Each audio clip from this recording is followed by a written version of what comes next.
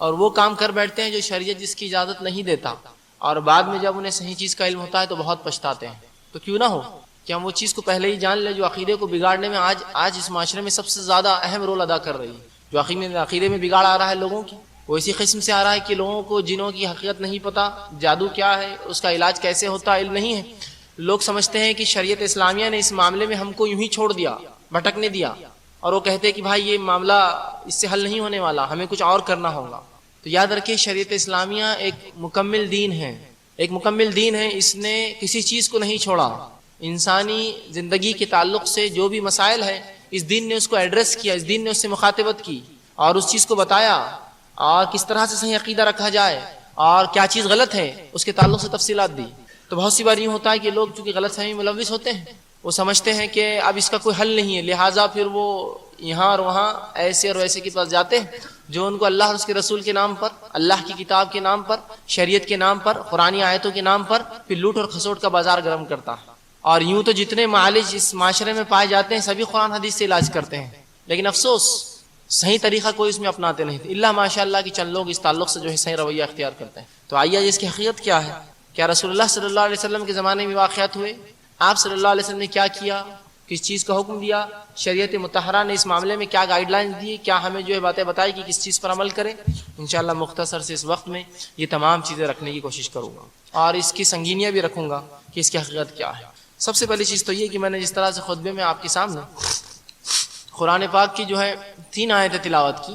پہلی آیت جو میں نے تلاوت کی، اللہ فرماتا ہے وما خلقت الجن والانس الا لیعبدون، کہ ہم نے جنوں اور انسانوں کو خالص اپنی عبادت بندگی کے لیے پیدا کیا۔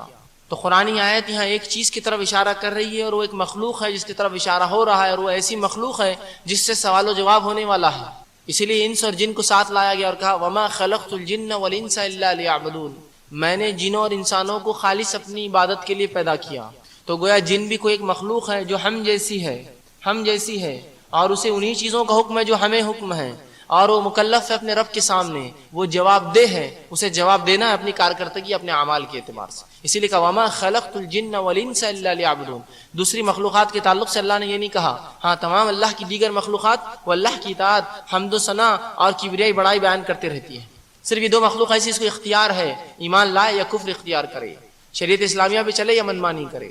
تو کہا ان دونوں کو بھی میں نے عبادت کے لیے پیدا کیا، جیسا تمام مخلوقات کو اپنی عبادت کے لیے پیدا کیا۔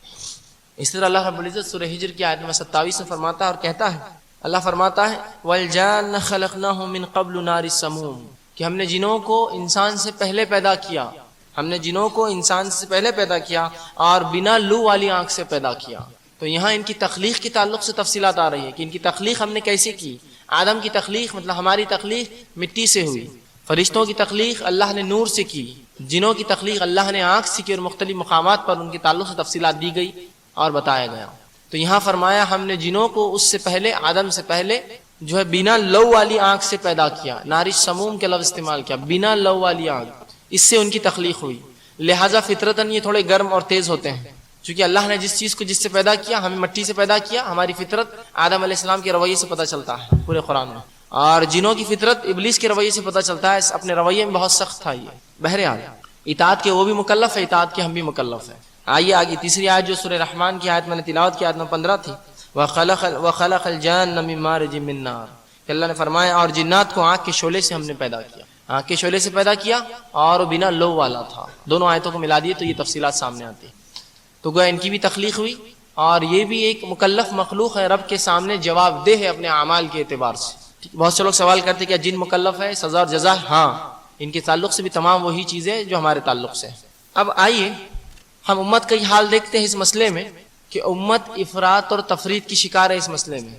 کچھ لوگ وہ ہوتے ہیں جو سرے سے ان کا انکار کرتے، کہتے ہیں نہیں ایسی کوئی مخلوق ہے ہی نہیں، یہ فالتو چکر میں مت جائیے آپ۔ کچھ لوگ وہ ہیں جو اتنے ان کے پیچھے پڑ جاتے ہیں کہ گھر کا لوٹا بھی ہل جاتے کہتے ہیں ہاں جنہوں نے ہلایا ہوگا۔ تو ایک افراط حدوں سے آگے، بس ہر چیز انکار کہ نہیں ایسا ہو ہی نہیں سکتا، جو دکھتا نہیں وہ کیسے ہو سکتا۔ اور دوسرے تفریط کہ بس کچھ بھی ہوا تو تقدیر قسمت کوئی ان کے پاس مانا نہیں، قدر اور قضا، بس جنہوں نے کیا ہوگا جادو سے ہوا ہوگا فلاں۔ یہ دونوں کا موقف اور رویہ غلط ہے۔ آئیے شریعت کا اس میں کیا موقف ہے، شریعت ہمیں کیا چاہتی ہے، شریعت نے کیا معاملات دیے، میں آپ کے سامنے آج وہ رکھنے کی کوشش کروں گا۔ عموماً بہت سی باتیں اس درس میں ایسی آئیں گی، قابل غور بھی ہوں گی اور انسان کو تعجب میں بھی ڈالیں گے. لیکن یاد رکھیے یہ تمام کی تمام باتیں بدلیل آپ کے سامنے رکھنے کی کوشش کروں گا. یا تو اللہ کی کتاب سے اس کے حوالے دوں گا یا رسول اللہ صلی اللہ علیہ وسلم کی احادیث صحیحہ سے اس کے حوالے دینے کی کوشش کروں گا. لیکن ہوتا ہے. تو آئیے اب ان لوگوں کا موقوف جو انکار کرتے اس مخلوق کا اور کہتے نہیں ایسی کوئی مخلوق ہے ہی نہیں. جو گرم مزاج آدمی مرد ہوتے ہیں یا آدمی ہوتے ہیں یا انس ہوتے ہیں انسان ہوتے ہیں, بس وہی جن یہاں مراد ہے. جبکہ رب العزت فرق کرتا وما خلقت الجن والانس, فرق کیا وخلق الجان, اور ہم نے جن کو پیدا کیا. یہاں فرق بتایا جا رہا ہے واضح, یہاں فرق واضح ہے. پھر بھی لوگ کہتے ہیں نہیں غصے والے انسان جن ہیں اور سادے انسان وہ انس ہیں. یاد رکھیے اس کی کوئی دلیل نہیں ہے, یہ بنا سر پیر کی منمانی تفسیر اور بات ہے جو بہت سے لوگ آپ دیکھیں گے تفسیروں میں بھی یہ غلطی کر چکے ہیں. تو اللہ رب العزت نے ان دونوں کو الگ الگ گنوایا, سورۃ الجن میں ان کا واقعہ گنوایا اور رسول اللہ صلی اللہ علیہ حدیث شریفہ میں بار بار اس کا تذکرہ آیا. پتہ نہیں پھر بھی امت کیوں اس معاملے میں افراد و تفرید کی شکار ہے. تو کچھ لوگوں کا موقف یہ ہوتا ہے کہ نہیں جو دکھتا نہیں ہے اس کو ہم مانتے نہیں ہیں. آج کے جدید دور کے اندر جدید سائنسی علوم کو پڑھ کر عصری علوم حاصل کر کے وہ سمجھتے ہیں ہم نے بہت بڑا جو ہے قلعہ جیت لیا اور اب ہم کو سب سمجھ میں آ گیا, سچ کیا ہے, جھوٹ کیا ہے, غائب کیا ہے اور ظاہر کیا ہے, باطن کیا ہے, بس ہم کو اب سب پتا ہے. لہٰذا جنوین کچھ بھی نہیں ہوتا, اس لیے کہ سائنس سے یہ پروف نہیں ہو سکتے. اور جب تک ہم کسی چیز کو دیکھتے نہیں ہم اقرار نہیں کرتے اس کا. ایسے بھی تھوڑے لوگ آخری دلیل لڑاتے ہیں. آئیے ہم دیکھتے ہیں کیا واقعے میں انسان زندگی میں اپنے وہ چیز ہے جس کو دیکھ نہیں پاتا, چھو نہیں پاتا, محسوس نہیں کرتا, کیا انکار کرتا ہے؟ آئیے دیکھتے ہیں. ہم عام زندگی میں تو وہ چیزیں جن کو نہ چھو پاتے ہیں, نہ محسوس کر پاتے ہیں, نہ جان پاتے ہیں, ایمان رکھتا ہے. لیکن دین کے معاملے میں نہیں وہ تو سب دکھتے وکھتے نہیں, نہ سب فالتو باتیں, وہ نہیں ماننا چاہیے. آئیے بتاتا ہوں. لوگ کہتے ہیں میرا بینک اکاؤنٹ ہے.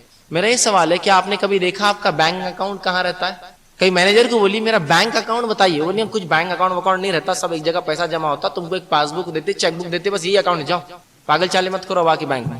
تو آپ بولیں گے ارے میں بینک اکاؤنٹ کو مانتا ہی نہیں, وہ دکھتا ہی نہیں ہوتا. بینک اکاؤنٹ کسی نے دیکھا کہ آج تک بڑے بڑے لوگوں کے اکاؤنٹس ہوتے کروڑوں کے, کسی نے دیکھا اپنا بینک اکاؤنٹ؟ نہیں. پھر بھی ایمان رکھتے ہیں اس پر. تعجب کی بات ہے, اللہ اور اس کے رسول کی باتوں سے انکار کرتے ہیں اور دنیا کی چھوٹی موٹی باتوں پہ اقرار کرتے ہیں اور یہ مانتے ہیں کہ غائب میں بھی کچھ چیزیں ہوتی جو سمجھ میں نہیں آتی. لوگ کہتے ہیں کہ عام زبان میں مجھے بخار ہے. سوال یہ کیا بخار کو دیکھا کبھی؟ کیا چھوا اس کو تم نے؟ پھر کیسا مانتے ہو؟ مانتا نہیں بخار ہے, جاؤ. آپ کہ نہیں وہ اس کی علامات سے محسوس ہوتا ہے, جسم گرم ہو جاتا ہے اور فلاں فلاں ہوتے, ہاتھ پیر دکھتے تو ہاں علامتوں سے ظاہر ہوتا ہے. تو بہت سی چیزیں ہم دیکھ نہیں پاتے دنیا میں, ان کی علامتوں سے اس پہ ایمان رکھتے ہیں. خود رب العزت کی ذات کس نے دیکھی؟ اللہ رب العزت قرآن میں سورہ بقرہ میں پہلی صفت متقین کی فرماتا ہے الذین یؤمنون بالغیب, ایمان لاتے ہیں غائب پر. غائب کیا ہے؟ جو دیکھ نہیں سکتے, جو چھو نہیں سکتے, یہی تو غائب ہے. اگر صحابہ کہتے نہیں جو دکھتا نہیں وہ تو ہم ایمان نہیں لا سکتے, تو ایمان بالغیب تو پورا ہی ایسا ہے, نہ اللہ کو کسی نے دیکھا, نہ فرشتوں کسی نے دیکھا, نہ نبیوں کسی نے اصلی شکل میں دیکھا, نہ کتابوں کو ہم نے دیکھا اصلی شکل میں جو لوح محفوظ پر ہے. اس کے علاوہ جو نہ ہم نے آخرت کو دیکھا, نہ تقدیر کو دیکھا. تو ایسی بہت سی باتیں ہوتی ہیں, نہ جنت دیکھا نہ جہنم دیکھا, پھر بھی ایمان لاتے ہیں. تو اس طرح سے افراد و تفرید کے شکار نہ ہو. بہت سی چیزیں جس کو ہم دیکھ نہیں پاتے اس پر ایمان رکھتے ہیں. میرا سوال ہے, بہت سے بچے کیمسٹری سے پڑھتے ہیں, بایولوجی سے پڑھتے ہیں, ان کے سبجیکٹس ہوتے ہیں, وہ لوگ کیمسٹری کا ٹیچر جو بتاتا ہے اس پر ایمان لاتے ہیں لیکن رسول اللہ کی باتوں پر ایمان نہیں لاتے ہیں.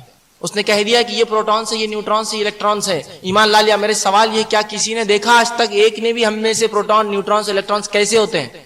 ایمان لائے. لیکن رسول اللہ کی اور اللہ کی کتاب کی بات آئی تو کیوں یہ اقرار, یہ انکار کا جو ہے رویہ اختیار؟ نہیں ثابت نہیں, چھوڑ دو. سوال ہے میرا, لوگ مائکرو بایولوجی پڑھتے ہیں, جراثیموں کے بارے میں علم حاصل کرتے ہیں. سوال یہ ہے آپ میں سے کتنے ہم میں سے جس نے جراثیم کو واقع میں دیکھا ہے لیکن اس پر ایمان تو لاتے ہیں؟ جراثیم لگ گئے تو بیماری آتی ہے, فلاں ہو گیا تو فلاں ہوتا ہے. سوال یہ جراثیم دیکھا کس نے؟ تو یہاں تو اقرار کرتے ہیں جراثیم کا. تو سوال یہ, شریعت کی بہت سی باتیں ہیں جو چھو نہیں سکتے, دیکھ نہیں سکتے, محسوس نہیں ہوتی, لیکن ایمان لاتے ہیں. انہی میں سے یہ بھی ایک ہے جنوں پر ایمان. تو اب یہ نہ کہے کہ جو دیکھ نہیں سکتے, چھو نہیں سکتے تو وہ ہوتا نہیں, ورنہ پھر بہت سی چیزیں نا جو دیکھ سکے آج تک ہم نہ چھو سکے لیکن ایمان لاتے ہیں دنیا میں. یہ تو فلاں نے کہا, یہ تو پروفیسر نے کہا, یہ تو ٹیچر نے کہا. نیوٹن کے لاز مانتے ہیں, میں سمجھتا ہوں حدیث رسول پہ اس سے بھی کمزور ایمان ہوتا ہے ہمارا. نیوٹن کے لاز کو جتنے پکا مانتے ہیں کہ first law of Newton, second law of Newton and third law of Newton, جتنا ایمان اس پر ہے رسول اللہ کی حدیث پر اس سے کم ایمان ہے ہمارا. نہیں یہ سمجھ میں نہیں آ رہا, یہ تو پلے نہیں پڑتی, اس کا تو کوئی وجود ہی نہیں دکھتا ہمیں, ہم نے تو کبھی نہیں دیکھا, جب تک چھوئے نہیں ہم اس کو مانیں گے نہیں. تو یہ رویہ مت اختیار کیجیے شریعت کے معاملے. شریعت ہماری عقلوں سے بہت اونچی, بہت پاک اور بہت اعلیٰ ہے. ہاں یہ کہیے اللہ میرا ذہن اتنا قاصر ہے, سمجھ نہیں پا رہا ہے, تو مجھے ہدایت دے کہ میں تمام چیزوں کو سمجھ سکوں. بہرحال تو بہت سی چیزیں دنیا میں ہوتی ہیں جو ہم ایمان لاتے ہیں لیکن ان کو کبھی دیکھ نہیں پاتے اور چھو نہیں سکتے. انہی میں سے ایک چیز ہے جنوں کا وجود. جنوں کا وجود یہ ایک اللہ کی مخلوق ہے. رسول اللہ صلی اللہ علیہ وسلم ان کے تعلق سے حدیث میں فرماتے ہیں اور کہتے ہیں, مسلم کی روایت ہے, اللہ نے جو ہے فرشتوں کو نور سے پیدا کیا, جنوں کو آنکھ سے پیدا کیا, اور آدم کو اس چیز سے پیدا کیا جس کے تعلق سے بتا دیا گیا ہے, مطلب اللہ کی کتاب میں ذکر کر دیا گیا ہے, مطلب مٹی سے پیدا کیا. تو یہاں تین مخلوق کو الگ الگ گنوایا. ایک فرشتوں کا تذکرہ کیا, نور سے پیدا کیا. یہ مکلف نہیں اللہ کی یاد, یہ مکلف, یہ اس کے جواب دہ مخلوق نہیں, یہ تو وہی کرتی جو اللہ چاہتا ہے, اطاعت گزار مخلوق. اس کو چوائس بھی نہیں, کوئی اختیار نہیں اچھے اور برے کا, اس کو تو چھوڑ دیجئے. رہا دوسرے کا تذکرہ آ رہا ہے کہ ہم نے جنوں کو آنکھ سے پیدا کیا, بالکل الگ الفاظ استعمال ہو رہے ہیں. یہ نہیں کہا فرشتے اور جن ایک ہے یا انسان اور جن ایک ہے. فرشتوں جنوں کو ہم نے آنکھ سے پیدا کیا اور انسان کو اس چیز سے جس کا اللہ کی کتاب میں تذکرہ کر دیا گیا ہے, مطلب وہ مٹی سے پیدا کیے. آگے ہم دیکھتے ہیں. جب یہ بات ہمارے سمجھ میں آ گئی کہ یہ جن بھی اللہ کی ایک مخلوق ہے, یہ بھی مکلف ہے, اب آئیے ان کے تعلق سے چند باتیں رکھتا ہوں. مقصد یہ نہیں ہے کہ آپ کو ڈراؤں اور گھبراؤں. اکثر جب بھی جنوں کی بات آتی ہے لوگ آس پاس دیکھتے, ادھر بیٹھا ہوا تو نہیں کوئی, اور بیٹھا تو باہر گیا تو دکھ رہا کہ نہیں میرے کو, تو بھاگ گیا بولے تھا ایک آیا تھا. غلط فہمیاں ہوتی بہرحال. تو انشاءاللہ عزیز چند باتیں رکھوں. مقصد نہ ڈراؤں, نہ یہ ہے کہ آپ کو خامخواہ کی کسی مشکل میں ڈالوں, بلکہ مقصد یہ ہے کہ صحیح علم دو, جس کی وجہ سے, جس کا علم نہ ہونے سے عقیدوں میں بگاڑ آتا ہے. تو عقیدوں میں بگاڑ نہ آئے بول کر یہ بات میں آپ کے سامنے رکھ رہا ہوں, تاکہ جب بھی کوئی مسئلہ ہو ہم اس چیز کو جان لیں, اس چیز کو سمجھ لیں. ورنہ عموماً اس اللہ کی مخلوق کے تعلق سے بڑی غلط فہمیاں اس حد تک کہ ہم مسجد میں سوئے تو اٹھا کے پھینک دیا کسی نے. سوال یہ ہے, یہ بھی اللہ کی مخلوق ہے, اور اگر یہ عبادت کے لیے کسی مسجد میں آئے تو آپ کو کیوں پھینکیں گے بیچارے. عجیب عجیب واقعات, عجیب عجیب کہانیاں, قصے, فلسفے اور باتیں ان کے تعلق سے ہوتی ہے. عجیب عجیب ناموں اور القابوں سے ان کو پکارا جاتا ہے. کوئی ان کو جن بولتا ہے, تو کوئی بھوت بولتا ہے, تو کوئی پریت بولتا ہے, تو کوئی اس طرح کی جو مذکر اور مؤنث بھوت ہوتے ہیں, اور کوئی کہتا ہے کہ بغیر سر کا, اور پتہ نہیں کیا کیا کیا کیا فلسفے لوگوں نے گڑھ لیے ہیں. آئیے آج اس کی حقیقتوں کو ہم دیکھتے ہیں. اس کی حقیقتوں کو جاننے کی جو ہے میں کوشش آپ کے سامنے رکھنے کی کوشش کروں گا. جب ان کے وجود کے تعلق سے ہم نے اقرار کر لیا کہ یہ ہوتے ہیں, اللہ کی کتاب نے اقرار کیا, رسول اللہ کی کئی احادیث یاد رکھیے, ایک نہیں, سورۃ الجن آپ پڑھیے, اس میں تفصیلات آ جائیں گے, اور رسول اللہ کی کئی احادیث سے تعلق سے ہے کہ جنوں کے تعلق سے. بہرحال ابھی بھی میں آپ کے سامنے درس میں بھی رکھنے کی کوشش کروں گا. جنوں کو جو ہے کئی ناموں سے پکارا جاتا ہے عربی زبان کے اندر. عربی زبان میں جنوں کے کئی القاب یا کئی نام ہوتے ہیں جن سے اس کو پکارا جاتا ہے. کچھ نام خود قرآن نے لیے, کچھ نام خود رسول اللہ نے لیے, اور کچھ نام جو عربی زبان میں عام تھے جو آج انگلش زبان میں بھی آتے ہیں وہ چیز ہے. پہلی چیز تو یہ, جنوں کو سب سے مشہور اور معروف نام جس سے پہچانا جاتا ہے وہ جنی ہے. انگلش میں بھی یہ نام سے جنوں کو پکارا جاتا ہے, وہ عربی کا لفظ ہے جنی, چھوٹے جن کو کہا جاتا ہے. تو جو ہے یہ جو ہے اس کو اسپیکر کے پاس رکھو. تو رسول اللہ سے تو یہ لفظ ثابت نہیں ہے, لیکن عربوں کے اندر یہ نام ہوا کرتے ہیں جنوں کی. کچھ احادیث ثابت ہے, اس کا بھی تذکرہ کرتا چلوں گا, اور جو نہیں ہے وہ بھی کرتا چلوں گا. تو جنی کہا جاتا ہے جنوں کی عام قسم کو, یا جن جس کو کہتے ہیں. انگلش میں بھی یہ لفظ جنی آتا ہے, الادین اور اس کا جنی لفظ استعمال ہوتا ہے. انگلش زبان میں جنی یہیں عربی سے جاتا ہے. اسی طرح کچھ جن ہوتے ہیں جن کا نام جو ہے عامر ہوتا ہے, کچھ کو ارواح کہتے ہیں. اب میں اس لیے رکھ رہا ہوں کہ نام سے ہی شروعات ہوتی ہے کسی بھی چیز کی. کچھ کو ارواح کہا جاتا ہے, ٹھیک ہے. اسی طرح یہ ارواح انہیں کہتے ہیں جو انسانوں کو راستے میں تکلیف دیتے ہیں, دروں کے اندر آ کر, جس کو روح بولتے ہیں, روح ہٹک رہی اس طرح سے, ارواح عربی میں کہتے ہیں. یہ آ کے لوگوں کو تکلیف دیتے ہیں, جو لوگ مر چکے ہوتے ہیں ان کے چہروں میں آ کر انسانوں کو ڈراتے ہیں, دھمکاتے ہیں, یا پھر نئی نئی باتیں سکھاتے ہیں. تو اس طرح کی یہ کام کرتے ہیں. اسی طرح جو ہے شیطان یہ خبیث ہیکل جن ہوتا ہے, اس کو عربی میں بھی شیطان کہتے ہیں. قرآن نے بھی ابلیس کو شیطان کہا, تو شیطان بھی کہا جاتا ہے. اسی طرح افریت بھی نہیں کہا جاتا ہے. افریت ایک بہت قوی ہیکل جن, جو سلیمان علیہ السلام کا سورہ قصص کا واقعہ پڑھ لیجئے کہ ایک افریت نے سلیمان سے کہا, سلیمان تیرے اٹھنے سے پہلے, اس مجلس کے برخاست ہونے سے پہلے میں سبا کی رانی کا تخت تیرے پاس لا دوں گا. تو یہاں بھی افریت ایک جن کا نام آتا ہے جو کہ احادیث میں آتا ہے, اور علماء لکھتے ہیں بڑا قوی ہیکل جن ہوتا ہے جس کے تعلق سے قرآن نے تذکرہ کیا. اسی طرح خبث اور خبائث, رسول اللہ فرماتے ہیں جب بھی کوشش بیت الخلاء جائے یہ دعا کرے, اللہم انی اعوذ بک من الخبث والخبائث. تو خبث اور خبائث جنوں کی وہ نسل رسول اللہ فرماتے ہیں جو بدترین قسم ہے, جو انسانوں کو جب وہ ننگے ہوتے ہیں جب تاڑتی ہے, جب دیکھتی ہے, جب تکلیف پہنچاتی ہے. تو جب بھی حمام میں جایا کرو, بیت الخلاء اور پیخانوں میں جایا کرو, رسول اللہ فرماتے ہیں یہ دعا ضرور پڑھ لیا کرو, اللہم انی اعوذ بک من الخبث والخبائث, کہ اللہ میں پناہ مانگتا ہوں تجھ سے یہ غلیظ نسل جنوں کی خبث ان کے مذکر سے, اور خبائث ان کے مؤنث سے, دونوں سے. جن مطلب ان کے اندر مذکر اور مؤنث, میل فیمیل بھی ہوتے ہیں, جس طرح ہم میں ہوتے ہیں مردوں کے اندر عورت اور مرد ہوتے ہیں, اسی طرح ان میں بھی ہوتے ہیں. تو یہاں رسول اللہ نے دعا سکھائی ان سے پناہ مانگنے کی, بچنے کی. تو یہ چند نام تھے جو قرآن حدیث میں اور عربی زبان میں مشہور اور معروف ہے جنوں کے. آئیے اب دیکھتے ہیں ان کی قسمیں کیا ہیں. حاکم کی روایت ہے، آپ صلی اللہ علیہ وسلم فرماتے ہیں جنوں کی 3 قسمیں ہوتی ہیں۔ 3 قسم کے ہوتے ہیں۔ ایک وہ ہوتے ہیں جو اڑتے پھرتے ہیں، اس سے بھی ایک صفت پتہ چلتی ہے ان کی کہ اڑ سکتے ہیں، جو اڑتے پھرتے ہیں۔ دوسرے فرماتے ہیں آپ صلی اللہ علیہ وسلم جو شکلوں میں ہوتے ہیں، مختلف شکلوں میں، سانپ کتے کی شکل میں، حدیث میں الفاظ بالخصوص آئے ہیں، سانپ اور کتوں کی شکل میں ہوتے ہیں، تو مطلب دوسری قسم شکلوں میں ہوتے ہیں۔ تیسری رسول اللہ صلی اللہ علیہ وسلم فرماتے ہیں وہ ہیں جو کبھی کہیں ٹھہرتے ہیں اور کبھی سفر کرتے ہیں، کبھی رکتے ہیں اور کبھی چلتے ہیں۔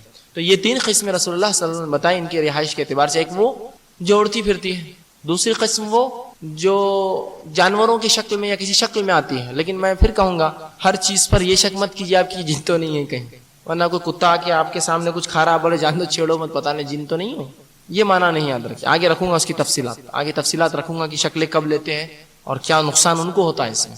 بہرحال تیسری وہ شکل ہوتی ہے جنوں کی جو کسی مقام پر کبھی ٹھہرتی ہے اور کبھی جو ہے سفر کرتی ہے، نکل جاتی ہے، مطلب خانہ بدوش جس کو کہیں گے، رکتے ہیں اور چلے جاتے ہیں۔ تو بہرحال رسول اللہ صلی اللہ علیہ وسلم نے ان تینوں قسموں کا تذکرہ کیا۔ اب آئیے پہلی چیز تو یہ جان لیں، جب اڑنے کے تعلق سے ان کی حدیث آتی ہے، اللہ رب العزت نے ان کو بہت تیز اڑنے کی صلاحیتیں دی ہے۔ یہ پہلے آسمان تک رسائی کر سکتے ہیں چند سیکنڈ یا چند منٹوں میں، جس کو ہم کہیں گے، اتنی قوت ان کو اللہ رب العزت نے دی ہے۔ اور یاد رکھیے اللہ جب بھی کوئی نعمت دیتا ہے اس کا سوال بھی کرے گا۔ اللہ رب العزت نے فرما دیا سورہ تکاثر میں کہ جو نعمتیں دی جائیں گی اس کے تعلق سے تم سے سوال ہوگا۔ تو جن اور انس کو جو نعمتیں دی گئی سوال ہوگا، اگر صحیح استعمال ہوتا ہے تو فائدہ ہوگا، غلط استعمال کرتا ہے تو اس کو جواب دہ ہے۔ تو ان کی صلاحیتوں میں یہ ہے جیسے رسول اللہ اڑتے پھرتے ہیں، یہ پہلے آسمان تک رسائی کر سکتے ہیں۔ دوسری جو شکلوں میں ہوتے ہیں، یاد رکھیں جن کبھی بھی شکل بآسانی نہیں لیتے، اس لیے کہ جب یہ کسی شکل میں آ جاتے ہیں تو پورے طبعی قوانین، فزیکل لاز ان پہ لاگو ہو جاتے ہیں۔ مثال کے طور پر ایک جن نے کتے کی شکل لی اور کسی نے کتے کو مار دیا تو وہ ختم ہو جائے گا۔ تو تمام طبعی قوانین اس پہ لاگو ہو جا سکتے، وہ انسان کی نظروں کے سامنے اپنی اہلیت کو بدل نہیں سکتے۔ وہ ایک مقام پر اللہ نے ان کو رکھا ہے، اس مقام سے بدل کر یہاں آتے ہیں۔ تو ایسا نہیں ہو سکتا کہ کوئی کتا آپ کو دیکھے اور یوں غائب ہو جائے۔ تمام طبعی قوانین اس پر لاگو ہو جاتے ہیں۔ تو کوئی جن اتنی بڑی غلط فہمی نہیں کرتا عموماً، گو یہ کر سکتے ہیں، گو یہ روپ لیتے ہیں، انسانی شکل بھی لیتے ہیں۔ ابو ہریرہ رضی اللہ عنہ کی بخاری کی روایت میں وہ غلہ چرانے آیا، جو کھجور جمع کی گئی تھی عید الفطر صدقے کی، فطرے کی، وہ کھجوریں چرانے آیا تھا، تو انسانی شکل میں آیا۔ لیکن جو ہی ابو ہریرہ رضی اللہ عنہ اس کو پکڑا تو مجبور ہو گیا، کیونکہ وہ طاقت میں کم تھا ان سے، تو کہا مجھے چھوڑ دو، معاف کر دو۔ تو پتہ چلا تمام طبعی قوانین اس پر لاگو ہو جاتے ہیں جب وہ شکل لیتا ہے۔ تو عموماً شکل نہیں لیتے، یاد رکھیں عموماً شکل نہیں لیتے، لیکن لے سکتے ہیں خصوصاً، کوئی حرج نہیں اس کے اندر، ٹھیک ہے۔ لیکن ہر چیز کو اسی کی طرح منسوب کرنا، بلی ہے تو یہ تو کہ جن تو نہیں ہے، کتا ہے تو یہ جن تو نہیں ہے۔ یاد رکھیے ہمارے محلوں کے اندر کتوں کے ساتھ جو سلوک ہوتا ہے، کبھی کوئی جن یہ رسک نہیں لے گا اپنے بدل کر مسلمان محلے سے گزرنے کا۔ ہمارے بچے تو جیسا دیکھتے رہتے، کراس گرفت میں آیا پتھر تیار رہتا، اس کو معلوم کتے کو کہ یہاں پھٹکے پڑنے والے یہ محلے کے اندر، وہ بیچارہ دبتے ہوئے نکلتا۔ تو کوئی بھی جن یہ رسک نہیں لیتا، گو یہ شکل لے سکتا ہے، لیکن تمام طبعی قوانین جو لاگو ہو جاتے ہیں وہ اتنی بڑی غلطی نہیں کرتا عموماً، لیکن ہاں خصوصی طور سے یہ کام وہ کر سکتے ہیں۔ جیسے کہ ابو ہریرہ رضی اللہ عنہ کی حدیث میں آتا ہے کہ یہ بھوکا تھا، اس کی بیوی بچے بھوکے تھے، وہ آیا اور کچھ کھجوریں چرانے لگا، آپ نے پکڑ لیا اور کہا آج تو رسول اللہ کے پاس تجھے پیش کر، کہا مجھے معاف کر دو، بہت بھوکا غریب آدمی ہوں، بچے بھوکے تھے، کچھ لے جا رہا ہوں۔ کہا ٹھیک ہے کل نہیں آنا، اس نے وعدہ کیا کل نہیں آؤں گا۔ جب فجر ہوئی رسول اللہ کو بتایا، اللہ کے رسول صلی اللہ علیہ وسلم نے کہا کہ وہ آج بھی آئے گا۔ ابو ہریرہ رضی اللہ عنہ کہتے اب تو میں مستعد ہو گیا، رسول اللہ نے کہہ دیا تھا آج آئیں گا۔ جب رات ہوئی تو میں انتظار میں تھا اور واقعے میں آیا ہوں، میں نے پکڑا، اس کو کہا آج تو رسول اللہ کے پاس لے جا کر ہی رہوں گا تجھے، آج بھی چوری؟ تو کہا نہیں میں بہت پریشان حال ہوں، مجھے معاف کر دو، اب نہیں آؤں گا، وعدہ کرتا ہوں۔ کہا ٹھیک ہے۔ رسول اللہ صلی اللہ علیہ وسلم فجر میں پوچھا ابو ہریرہ کیا ہوا؟ تو کہا اللہ کے رسول وہ پھر آیا تھا آپ نے جیسا کہا تھا، پھر بہت گزارشات کی، میں نے چھوڑ دیا، آج اور آئیں گا کہا ٹھیک ہے۔ ابو ہریرہ رضی اللہ عنہ فرماتے آج تو میں نے طے کر لیا اس کو آج چھوڑوں گا نہیں۔ جب آیا ہو تو بحران پکڑ لیا، کہا آج مجھے یقین تھا رسول اللہ نے بتایا تو آئیں گا، آج تو رسول اللہ کے پاس ضرور لے جا کے سزا دلاؤں گا۔ تو کہا نہیں میں تمہیں ایک ایسی بات بتاؤں گا جس کو اگر تم پڑھ لو تو 2 فرشتے جو ہے رات بھر تمہاری حفاظت کرتے فجر تک۔ کہا کیا ہے؟ تو کہا جب بھی تم سو آیت الکرسی پڑھ کر سو، کوئی جن اور کوئی انسان جو ہے تمہیں تکلیف یا جو کوئی جن تمہیں تکلیف نہیں پہنچا سکیں گے، اللہ کے 2 فرشتے تمہاری حفاظت فجر تک کریں گے۔ جب یہ کہہ کے چلے گا، ابو ہریرہ رضی اللہ عنہ صبح فجر میں پہنچے، کہا کیا ہوا آج تمہارے غلام تمہارے قیدی کا؟ کہا رسول اللہ آج بھی آیا تھا، میں نے تو پکڑ لیا اس کو، آپ نے چونکہ کہا تھا، لیکن بہت گزارشات کی اور کچھ چیزیں مجھے بتا کر گیا، میں نے چھوڑ دیا۔ کہا کیا کہا؟ تو کہا کہ اس نے کہا کہ جو شخص آیت الکرسی پڑھے رات میں سونے سے پہلے 2 فرشتے حفاظت کرتے۔ تو کہا ہاں یہ بات اس نے سچ کہی، لیکن وہ اکثر جھوٹ کہتا ہے۔ اے ابو ہریرہ تمہیں پتا ہے کہ تمہارا قیدی کون تھا؟ تو کہا اللہ و رسول عالم، اللہ اس کے رسول جان ہمیں کیا معلوم تھا کیا تھا؟ کہا وہ شیطان تھا، وہ اکثر جھوٹ بولتا ہے لیکن اس معاملے میں سچ کہا، اس معاملے میں سچ کہا۔ اس حدیث سے ایک اور بات نکلتی ہے عنوان سے متعلق، لیکن بتا دو کہ شیطان بھی سچ بات کہے تو ماننا چاہیے۔ رسول اللہ نے اس کے اوپر صداقت دے دی، سند دے دی کہ شیطان تھا لیکن سچ بات کہی، اٹیسٹیفیکیشن ہو گیا، ٹھپا مل گیا اس کو۔ بہت سے لوگ کہتے ہیں ان کی بات نہیں سننا چاہیے، ان کا ہمارے جماعت سے تعلق نہیں، اس سے نہیں تعلق نہیں، وہ سب نہیں یاد رکھیے۔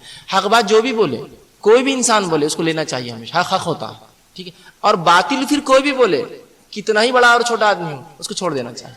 اس حدیث نے بہرحال یہ چیز ہی بتائی ہم کو کہ حق بات جو بھی رہے، شیطان تھا، جھوٹ بولتا، لیکن کہا اس بار سچ کہا، رسول اللہ نے اس کو دے دیا، تو اللہ اور اس کے رسول کی سند آ جائے کسی کی بات پر تو وہ بات حق ہو گئی، پھر یاد رکھیے، اس کو جھٹلایا نہیں جا سکتا۔ نہیں انہوں نے بولے اس لیے چھوڑ دینا صحیح بات نہیں۔ بہرحال یہ تو ان کی اقسام تھے۔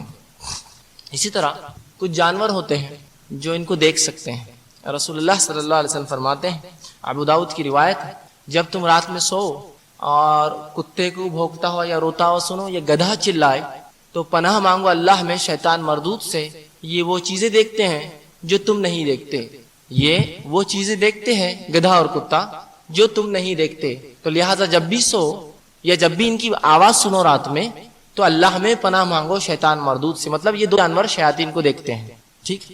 اب آئیے دنیاوی دلیل بھی دیتا ہوں، اس کی دنیاوی دلیل بھی دیتا ہوں، اور ایک چیز سمجھانے کی کوشش کرتا ہوں، اگر بات سمجھ میں آیا تو بہت اچھی بات ہے۔ ہم لوگ میلے اور ٹھیلوں میں جاتے ہیں، میلوں اور ٹھیلوں میں جاتے ہیں، میلوں اور ٹھیلوں میں کچھ شوز ہوتے ہیں، شو ہوتے ہیں نا، بالخصوص دو ہی شو ہوتے ہیں، کتے کا شو یا گدھے کا شو۔ غور کیا کبھی آپ نے اس چیز پر؟ آپ کہیں بھی جائیے، کوئی بھی جو میلے فیئرس لگتے ہیں، ان میں دو چیز جانوروں کے شو ہوتے ہیں بالخصوص، ایک کتے کا شو اور ایک گدھے کا شو۔ کتے کا شو کیا ہوتا ہے؟ ایک آیا ایک نہیں آیا تو کتا برابر جا کے ہاتھ رکھ دیتا ہے، بولتے ہو کتے کو بھی غائب کا علم ہے، دیکھو کہ وہ کہاں سے آیا معلوم۔ یا گدھے کا شو ہوتا ہے، وہ بولتا ہے دیکھو اس میں سے کون سی عورت ہے، اس کا 10 روپیے صرف، وہ گدھا برابر جا کے کھڑے ہو کے ہی نہیں آتا، ہاں دیکھو برابر۔ وہ عورت سے پوچھا تو بولتی ہاں 10 ہی روپے تھے میرے پاس، تو آپ بولتے واہ واہ کیا گدھا ہوشیار ہے، یہ کیا کتا، اندازہ لگائیے یہ گدھا ہمیں گدھا بنا رہا ہے، اصل بولے تو پاڑ کر رہا ہے، کھلواڑ، اس لیے کہ یہ دو وہ جانور ہیں جو شیطان کو دیکھ سکتے ہیں، تو ان کا مالک، ان کا آقا شیطان کے ذریعے ان سے یہ کام کر رہا ہے۔ وہ اپنی زبان موکل کہتے ہیں، لیکن شریعت میں ان کا قید کرنا، ان کو بند کرنا جائز نہیں، انشاءاللہ تفصیلات آگے آئیں گے۔ تو وہ اس کو قید کر کے رکھتا ہے، پھر اس گدھے اور اس کتے کو بولتا ہے، اس گدھے اور کتا جو شیطان کو دیکھ سکتے ہیں، حدیث میں آتا ہے، پھر اس شیطان کو بولتا ہے کون ہے اس میں، اس کا 10 روپے، وہ شیطان جا کر جیبا ٹٹول کر دیکھ لیتا ہے، آ کر گدھے کو پکڑ کے لے جاتا ہے، یہ آدمی گدھا جا کے کھڑے ہو جاتا ہے، انسان کو گدھا بناتا ہے۔ اور مسلمان ماں باپ خوشی سے دکھا رہے ہیں، حیثیت ہم کم کر رہے ہیں، کیونکہ انسانوں کے ہم کو نہیں معلوم، گدھے کو معلوم ہے تمام باتیں۔ عجیب بات ہے، اس لیے کہ عقیدے کا بگاڑ ہے، شیاطین کے ذریعے یہ کام کرواتا ہے۔ اور تعجب ہے، گدھے اور کتے کے علاوہ کوئی جانور آپ کو کبھی نہیں ملے گا، میں شرط دیتا ہوں آپ کو، شرطیہ بات کرتا ہوں آپ کو، چیلنج کرتا ہوں، گدھے اور کتے کے علاوہ کوئی جانور استعمال نہیں ہوتا جادو میں۔ کیوں؟ رسول اللہ فرماتے ہیں یہ وہ دو جانور ہیں جو وہ دیکھتے ہیں جو تم نہیں دیکھتے، یہ شیطان کو دیکھتے، انہی کے ذریعے یہ لوگ شوز کراتے ہیں اور مسلمان معصوم بچوں کے عقیدے بگاڑتے ہیں۔ تو ماں باپ کا یہ کام ہے، گو تھوڑی دیر کے لیے انٹرٹینمنٹ ہوتا ہے، لیکن بچے کو کیا تصور دے رہے ہیں آپ کہ اللہ کے علاوہ بھی یہ سب چیزیں جاننے والا کوئی ہے، وہ بھی ایک گدھا اور کتا، وہ شیطان کے ذریعے کام کرتا ہے، لیکن اب بچوں کو کون بتائیں گا یہ بات، عقیدے تو خراب ہو جاتے ہیں اس، تو اس معاملے میں احتیاط کریں۔ آئیے ان کا اور ہمارا تعلق کیا ہے، ان کا ہمارا معاملہ کیا ہے، ان کی ہماری شروعات کیا ہے، ان کا ہمارا جھگڑا کیا ہے، یہ بات بھی بڑی اہم ہے۔ شروعات ان کی یوں ہوئی، اللہ رب العزت قرآن میں فرماتا ہے، جیسا کہ ہم سب جانتے ہیں، رسول اللہ صلی اللہ علیہ وسلم حدیث میں بھی آتا ہے، اللہ نے ابلیس کو، شیطان کو آدم سے پہلے پیدا کیا۔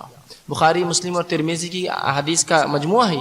آپ صلی اللہ علیہ وسلم فرماتے ہیں جب اللہ نے آدم کی تخلیق شروع کی تو یہ آ کے آدم کے اطراف گھوما کرتا۔ اللہ جب آدم علیہ السلام تخلیق کر رہے تھے تو وہ گھومتا اور آدم علیہ السلام کو بجاتا، اور جب بجاتا تو آدم علیہ السلام اندر سے کھوکھلے تھے، مٹی کا پتلا جو تھا آپ کا کھوکھلا تھا، تو جب بجاتا تو اس کو یقین ہو گیا کہ جو مخلوق بن رہی ہے کمزور ہوں گی اندرونی طور سے، اسی لیے اتنے آسانی سے ہمارے باپ آدم علیہ السلام کو اس نے بہکایا۔ تو وہ جانتا تھا جو مخلوق بن رہی ہے وہ مخلوق کمزور ہوں گی، اپنے اعتبار سے کمزور ہوں گی، وہ بہت جلدی باتوں میں آئیں گی، ٹھیک ہے۔ اور بہرحال وہ جانتا تھا، وہ بجاتا اور بار بار آدم علیہ السلام کے اطراف ارد گرد گھوما کرتا، رسول اللہ فرماتے ہیں گھوما کرتا، اور یہیں سے اس کو کچھ نہ کچھ کوفت اور جلن شروع ہوئی، جس کا نتیجہ تب نکلا جب اللہ رب العزت نے حکم دیا فرشتوں کو جھکنے کا آدم کے سامنے، اور ابلیس کو بھی بہرحال وہ حکم تھا۔ اب یہاں غلط فہمی امت میں جو پائی جاتی ہے وہ یہ ہے کہ ابلیس جو ہے یہ پہلا فرشتہ تھا، لوگ سمجھتے ہیں، اور پہلے آسمان میں پتہ نہیں کتنے ہزار سال عبادت کیا، دوسرے آسمان میں کتنے ہزار سال عبادت کیا، ادھر سے ادھر جھولا لیتا تو 70,000 فرشتوں کو تعلیم دیتا، ادھر سے ادھر جھولا لیتا تو 70,000 فرشتوں کو تعلیم دیتا. ایک دن جل گیا آدم سے، جل گیا تو پھر بغاوت کر دی، مخالفت کی، فرشتوں کی گینگ لے کے نکل گیا وہاں سے. جبکہ فرشتوں کے تعلق سے ہمارا ایمان ہے. اللہ رب العزت سورہ ممتحنہ میں فرماتا ہے وَيَفْعَلُونَ مَا يُؤْمَرُونَ، فرشتے وہ ہے جو انہیں حکم دیا جاتا ہے وہ کر گزرتے ہیں، ان کی چوائس نہیں ہے کچھ بھی، سوچتے نہیں وہ ایسا یا ویسا. ٹھیک ہے، تو یہ بہت بڑی غلط فہمی ہے کہ ابلیس کو فرشتہ سمجھ، جبکہ اللہ رب العزت نے اعلان کر دیا سورہ کہف کی آیت نمبر 50 میں وَإِذْ قُلْنَا لِلْمَلَائِكَةِ اسْجُدُوا لِآدَمَ فَسَجَدُوا إِلَّا إِبْلِيسَ وَكَانَ مِنَ الْجِنِّ فَفَسَقَ عَنْ أَمْرِ رَبِّهِ. واضح آیت ہے. وَإِذْ قُلْنَا لِلْمَلَائِكَةِ اسْجُدُوا لِآدَمَ، جب ہم نے حکم دیا فرشتوں کو کہ جھکو آدم کے سامنے تو تمام کے تمام جھک گئے، الا ابلیس، سوائے ابلیس کے. وکان من الجن، وہ جنوں میں سے تھا. ففسق عن امر ربی، اپنے رب کے حکم کی خلاف ورزی کیا، نافرمانی کیا. تو اس آیت نے وضاحت کر دی. یہ آیت آنے کے بعد بھی پھر کوئی اختلاف کرے کہ یہ فرشتہ تھا یا جن تھا، بہت بری بات ہے، کہ تو اللہ نے یہاں وضاحت کر دی وکان من الجن، وہ جنوں میں سے تھا اور اپنے رب کے حکم کو ٹالا، انکار کیا، فاسق تھا. تو یہ غلط فہمی کا بہرحال ازالہ ہو گیا. تو ان کی دشمنی ہم سے جو ہے ابد سے ہے، شروع سے ہے، ازل سے ہے اور ابد تک رہیں گی. بہرحال شروع سے ان کی ہماری جو ہے دشمنی ہے. اب اللہ رب العزت نے جب جھکنے کا حکم دیا تو نہیں جھکا اور کہا انا خیر، میں اچھا ہوں آدم سے. اس لیے میں اچھا ہوں آدم سے کیوں کہا؟ مفسرین لکھتے ہیں وہ اس لیے کہا کہ آگ اوپر کی طرف اٹھتی ہے تو اس نے کہا میں خیر ہوں، جبکہ مٹی کہیں سے پھینکو نیچے کی طرف چلے جاتی ہے. جبکہ اس کا یہ بولنا میں خیر ہوں یہ بھی غلط تھا عقلی اعتبار سے بھی. آگ سے جب تک اس کو کنٹرول میں نہ رکھا جائے کوئی فائدہ نہیں ہے. آگ کو جب تک کنٹرول میں نہ رکھا جائے کوئی فائدہ نہیں، نقصان ہی دیتی ہے صرف. جبکہ مٹی کہیں بھی وہ فائدے مند ہی ہے، کچھ دانا گرا تو اگ جاتا ہے، کوئی بیج گرا تو جھاڑ لگ جاتا ہے، فائدے مند ہی ہے. پانی رہا تو تھم جاتا ہے، فائدہ ہی ہے. تو اس کا یہ دلیل بھی عقلی بیکار تھی. تو کہا میں خیر ہوں اس سے، آدم سے جو تو نے پیدا کیا. بہرحال اب یہ دشمنی ان کی ہماری شروع سے ہے اور یہ چاہتا ہے کہ جہاں یہ جائیں گا ابلیس، یہ ہم تمام کو لے جائیں. تو ابلیس یہ بابائے جن ہے، جنوں کا باپ ہے. جس طرح سے آدم بابائے انسانیت ہے، ہم سب کے باپ ہے، اسی طرح ابلیس یہ جنوں کا باپ ہے. اور جس طرح آدم کی نسل میں مومن اور کافر دونوں ہوتے ہیں، ابلیس کی نسل میں بھی مومن اور کافر دونوں ہوتے ہیں. یاد رکھیے فرق اتنا ہے کہ ہمارے باپ ایمان والے تھے جس سے ہماری نسل چلی، اور جنوں کی نسل چلی ان کا باپ کافر تھا پہلا. بعد والوں نے بہرحال ایمان لایا. خود رسول اللہ پر کہیں جنہوں نے ایمان لایا اس کا تذکرہ سورہ جن میں گزرا ہے. بہرحال اب ان کی غذائیات کے تعلق سے تو یوں تو یہ کافی غذائیں کھاتے ہیں، لیکن رسول اللہ صلی اللہ علیہ وسلم نے دو چیزوں کے تعلق سے ہمیں بتایا. یوں تو کئی غذائیں کھاتے ہیں، اسلاف سے کئی اقوال، صحابہ سے کئی اقوال ثابت ہیں، لیکن رسول اللہ کی حدیث میں بخاری مسلم و ترمذی کی روایت ہے. آپ صلی اللہ علیہ وسلم فرماتے ہیں کہ جنوں کا ایک وفد میرے پاس آیا اور مجھ سے کہا محمد صلی اللہ علیہ وسلم اپنی امت کو منع کر دو کہ اس ہڈیوں سے اور سوکھے گوبر سے استنجا نہ کرے، طہارت حاصل نہ کرے پیشاب کے بعد. کہ جنوں کا ایک وفد میرے پاس آیا تھا اور مجھ سے کہا اے محمد صلی اللہ علیہ وسلم اپنی امت کو منع کر دیجئے کہ ہڈی اور سوکھی گوبر سے استنجا نہ کرے، اس لیے کہ اللہ رب العزت نے اس میں ہماری اور ہمارے جانوروں کی غذا رکھی ہے. تو سوکھی ہڈیاں رسول اللہ فرماتے ہیں یہ تمہارے بھائی جنوں کی غذا ہے. کوئی ایک ہی نہیں کئی ہیں لیکن یہ بھی ایک ہے. اور سوکھا ہوا گوبر، لیٹ جو جانوروں کے گوبر ہوتے ہیں، یہ جنوں کے جانوروں کی غذا ہے. تو لہٰذا یہ دو چیزوں سے پیشاب سے طہارت کبھی حاصل مت کیجیے. جنوں کے وفد نے رسول اللہ سے التجا کی اور آپ صلی اللہ علیہ وسلم صحابہ کو منع بھی کیا. اسی طرح رسول اللہ نے صحابہ کو منع کیا کہ سوراخ میں پیشاب نہ کرے، سوراخوں میں، ہو سکتا ہے تمہارا بھائی جن اس میں رہتا ہو. اس طرح فرمایا کوئی شخص اوپر کے گھر میں ہوتا تو گرم پانی سیدھے نہ نیچے پھینکے، ہو سکتا ہے تمہارے بھائی جن گزر رہے ہو ان کو تکلیف ہو جائے. اس طرح شام کے وقت میں، مغرب کے وقت میں بالخصوص بچوں کو باہر نہ لے جانا، اس لیے کہ یہ جنوں کے ملنے کا وقت ہوتا ہے، اس میں تکلیف میں آ جاتے ہیں بچے. تو یہاں نشاندہی کر دی کچھ چیزوں سے آپ نے وضاحت کی. بہرحال ہڈی، یہ جو بھی ہڈی جس پر یا جو بھی جانور جس پر اللہ کا نام لے کر ذبح کیا جاتا ہے، وہ جانور کی ہڈی جنوں کے لیے رسول اللہ فرماتے ہیں گوشت بن جاتی ہے.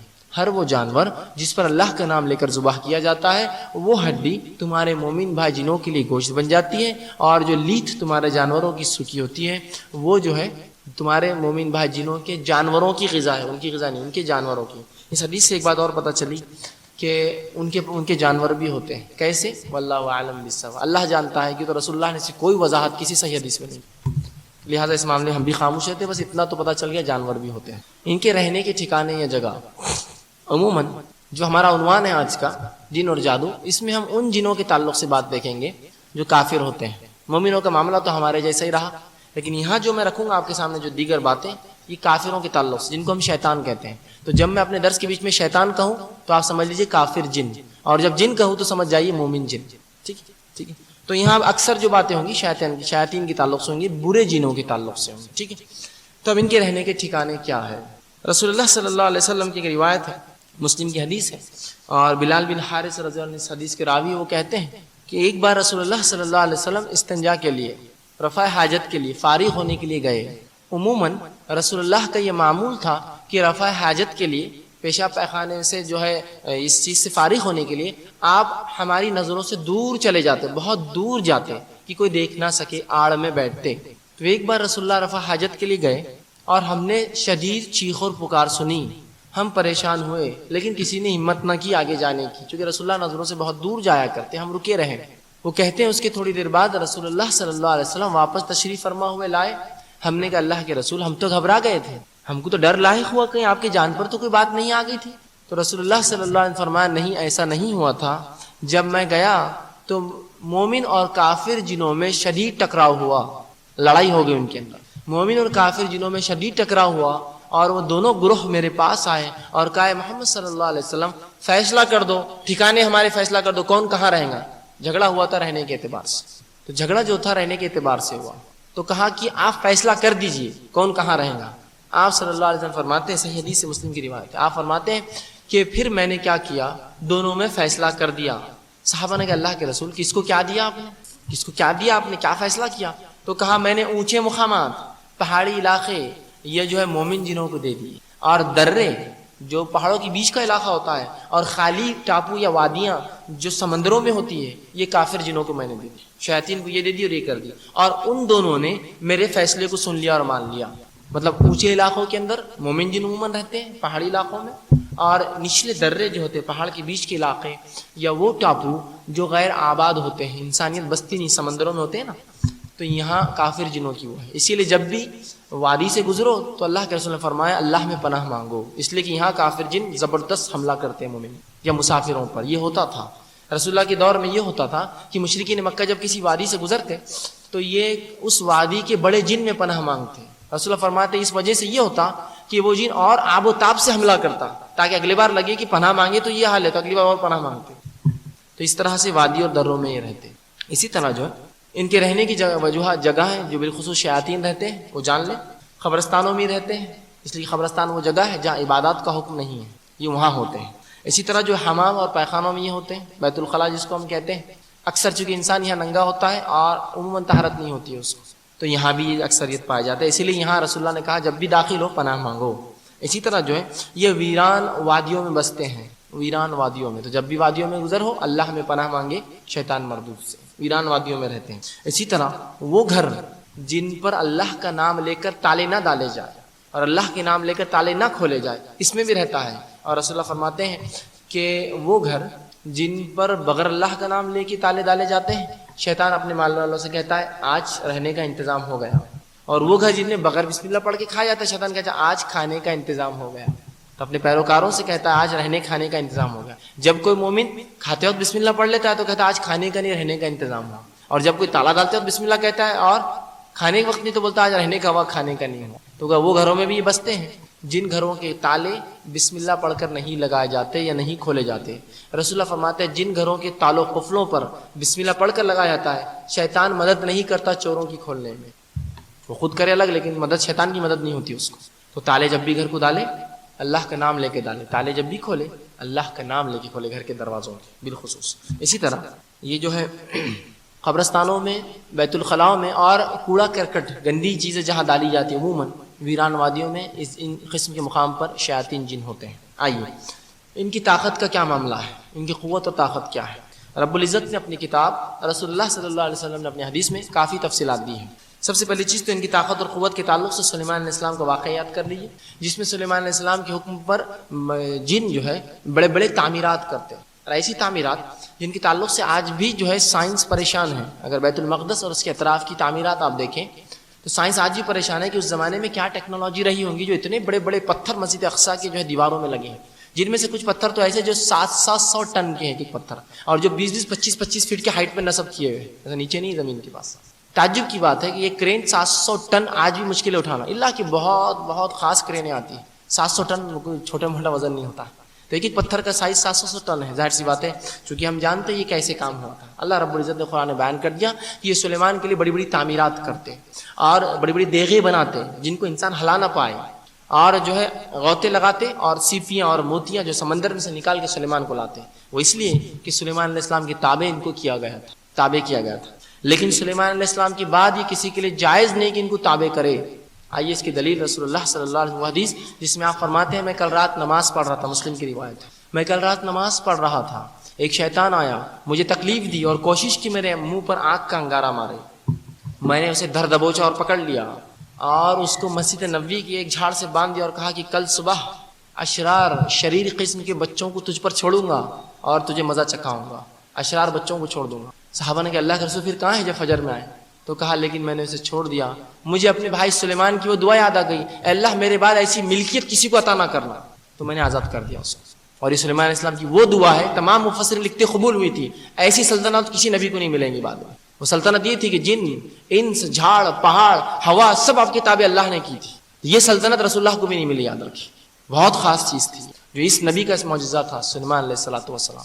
تو مجھے اپنے بھائی سلیمان کی وہ دعا یاد آ گئی کہ اللہ میرے بعد ایسی ملکیت کسی کو عطا نہ کرنا، یہ سلیمان کا معجزہ اور ملکیت تھی کہ جنوں اس کے قبضے میں ہوتے ہیں، لہٰذا میں نے چھوڑ دیا، پھر اس کو آزاد کر دیا۔ رسول اللہ نے اس کو قید کرنا پسند نہیں کیا، اس لیے کہ یہ غلط ہے، جو سلیمان علیہ السلام کی تابع تھے وہ اللہ کی طرف سے تھے، ٹھیک بہرحال۔ اسی طرح جو ہے یہ جو ہے عفریت کا واقعہ بھی آپ جانتے ہیں، قرآن میں اس سے بھی طاقت کا اندازہ ہوتا ہے کہ عفریت نے کہا کہ اے سلیمان آپ کی اس مجلس سے ختم ہونے سے پہلے وہ تخت سبا کی رانی کا میں لا لوں گا، تو یہاں بھی عفریت کی طاقت کا تذکرہ ہو رہا ہے۔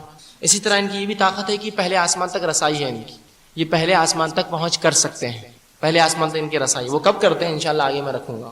اسی طرح جو ہے انسانی جسم میں خون کی طرح بھی دوڑتے ہیں، بخاری کی واقعہ رسول اللہ نے فرمایا آپ صلی اللہ علیہ وسلم اعتکاف میں تھے، آپ کی بیوی آپ سے ملنے آئی، جب وہ رسول اللہ چھوڑنے آئے اس کو گھر تک تو ایک دو صحابہ گزر رہے تھے، جب دیکھا رسول اللہ کو پیچھے ہٹ گئے، آپ صلی اللہ علیہ وسلم نے ادھر آؤ، انہوں نے کہا ادھر آؤ، وہ دونوں آئے، کہا یہ میری بیوی ہے، تو کہا اللہ کے رسول آپ پہ شک کیسے ہو سکتا ہے؟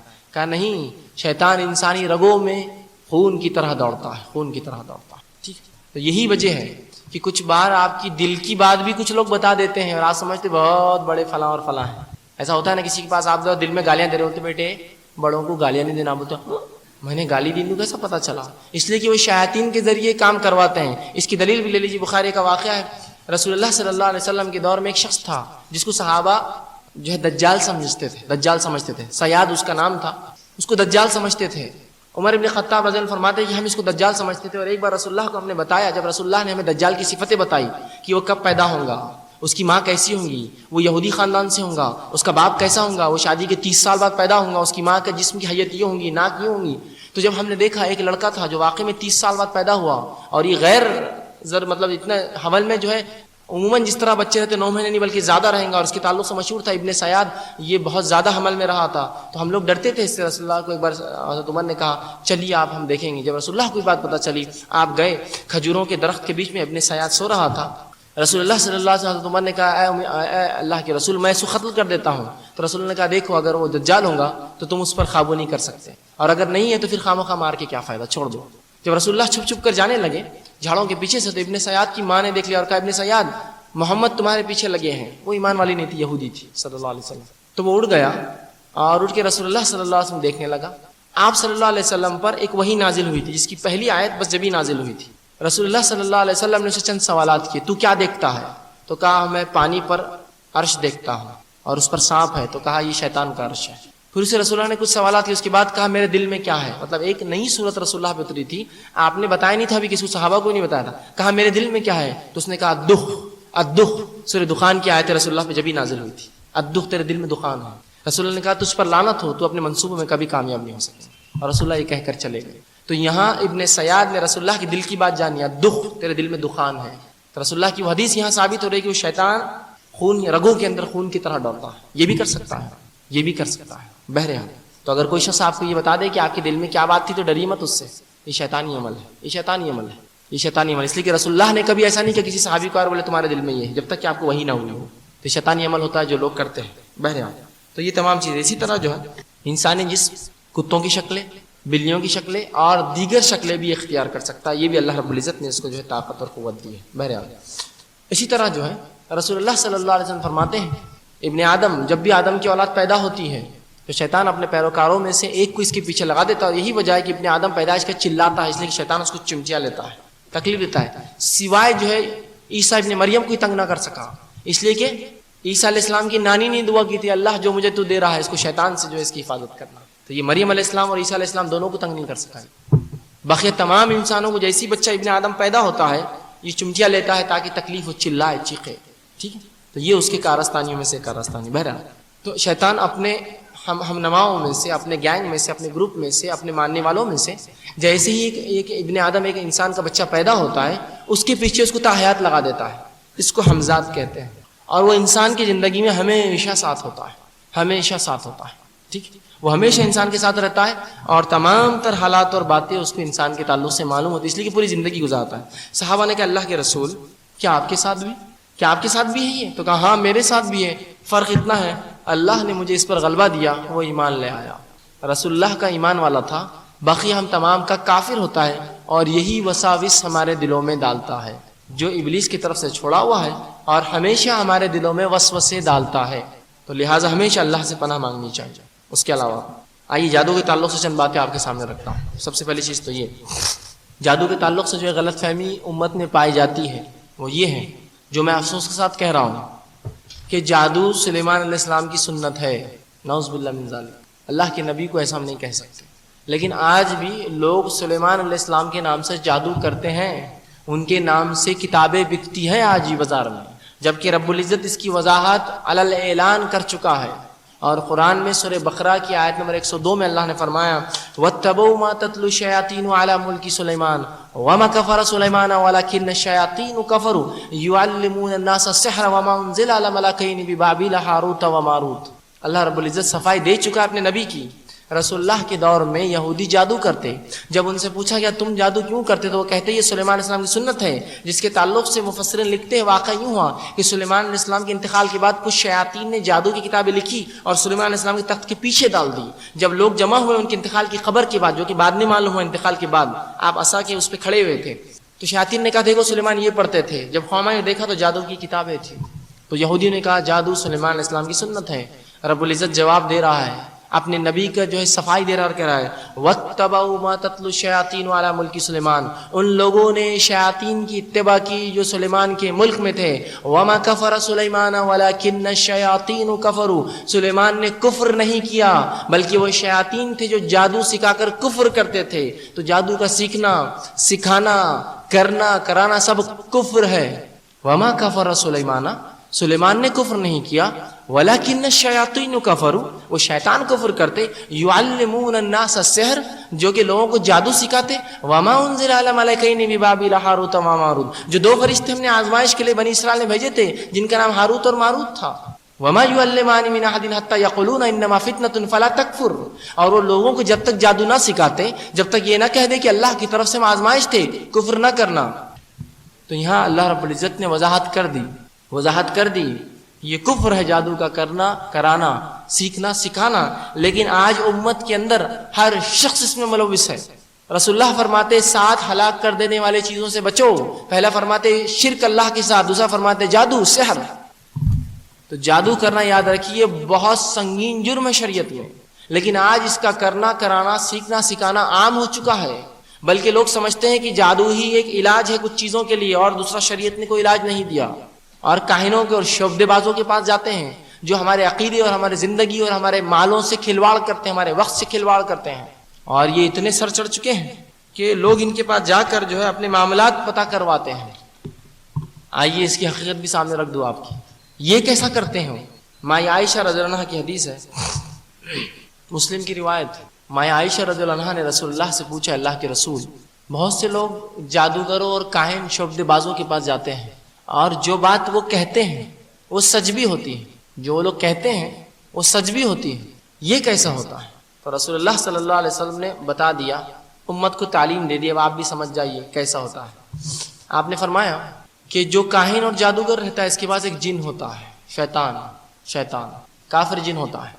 جب کوئی شخص جا کر اس کے پاس بیٹھتا ہے اور پوچھتا ہے تو سب سے پہلے تو ان لوگوں کی خصوصیت کیا ہوتی ہے کہ آپ کسی کے پاس گئے، شعبدے باز، جادوگر ہے یا کاہن ہے، یہ آتے ہی آپ کو بولیں گا آپ بڑے پریشان حال ہے. تو میں یہ پوچھتا ہوں دواخانے میں کون شوق سے جا کے بیٹھتا ہے؟ کوئی ڈاکٹر بولے آپ بیمار دکھ رہے تو کون سی نئی بات ہے؟ پریشان ہو کر ہی آدمی دواخانے جاتا ہے نا. تو بہرحال آپ بہت پریشان ہیں، سب پتہ ہے ان کو تو پہلے سے، ہاں بس میں بہت پریشان ہوں. ٹھیک ہے، کچھ تو حق ہوتے ہیں، کچھ تو صحیح بولتے ہیں، مطلب وہ ان کے جادو سحر میں پکے ہوتے ہیں، لیکن کچھ گھمانے والے ہوتے ہیں. اب آپ یقین اگر نہ کریں تو پھر یہ کیا کرتے ہیں آپ کو، آپ کے ابا کا نام یہ ہے لیکن ہو سکتا کسی سے معلوم کر لیا ہو، آپ کی امی کا نام یہ ہے، آپ بولتے ہو سکتا کسی سے معلوم ہے، ایک دن فلاں کھیت میں فلاں عمل آپ نے کیا ہوتا. بس سمجھ گیا میں، آپ بالکل صحیح بات کر رہے ہیں، واقعی میں یہ ہوا ایک دن کھیت میں اکیلے میں فلاں چیز، آپ سچ بول رہے، بس مت بولیے آگے کا، میں سمجھ گیا آپ بالکل صحیح ہیں. آپ بولتے کیا پہنچی ہوئی ہستی ہے، وہ بتا دیے میں نے کھیت میں کیا کیا تھا ایک دن، سمجھ رہے آپ بات. آپ بیٹھ جاتے پھر میرا یہ مسئلہ ہے، آئیے اب اس نے کیسے پتا کرا. رسول اللہ صلی اللہ علیہ وسلم فرماتے یہ کاہن اپنے شیطان جن کو حکم دیتا ہے اس کی حمزات سے بات کرنے کی. سمجھ رہے ہیں آپ بات، جو حمزات سب کے ساتھ لگا ہے نا، تو یہ شیطان کیا، یہ جادوگر کیا کرتا ہے، یہ بھی خود ایک شیطان رہتا ہے، اپنے شیطان کو بولتا ہے اس سے بات کر، اس کے حمزات سے، یہ حمزات سے بات کرتا ہے. اور حمزات چونکہ ہمیشہ ساتھ رہتا ہے، اس کو خبر ہے آپ نے کیا کیا تھا. بات سمجھ میں ہے کیسے معلوم کرتا ہے، کوئی غائب کا علم نہیں دے سکتا ہے، وہ اس کی مجال اور یہ اوقات نہیں ہے، یہ سب شیاطین کے ذریعے کرتا ہے. تو رسول اللہ فرماتے ہیں یہ اس سے بات کرتا ہے، وہ حمزات سے بات کرتا ہے، حمزات اس کو خبر دیتا ہے باپ کا نام کیا ہے، باپ کا نام اس کے عبداللہ ہے، ماں کا نام کیا، ماں کا نام کیا آمینہ ہے، فلاں کا نام کیا ہے، فلاں یہ ہے، فلاں کیا، سب بولتے جاتے جب تک کہ آپ کو یقین نہ آ جائے، یقین نہ آ جائے.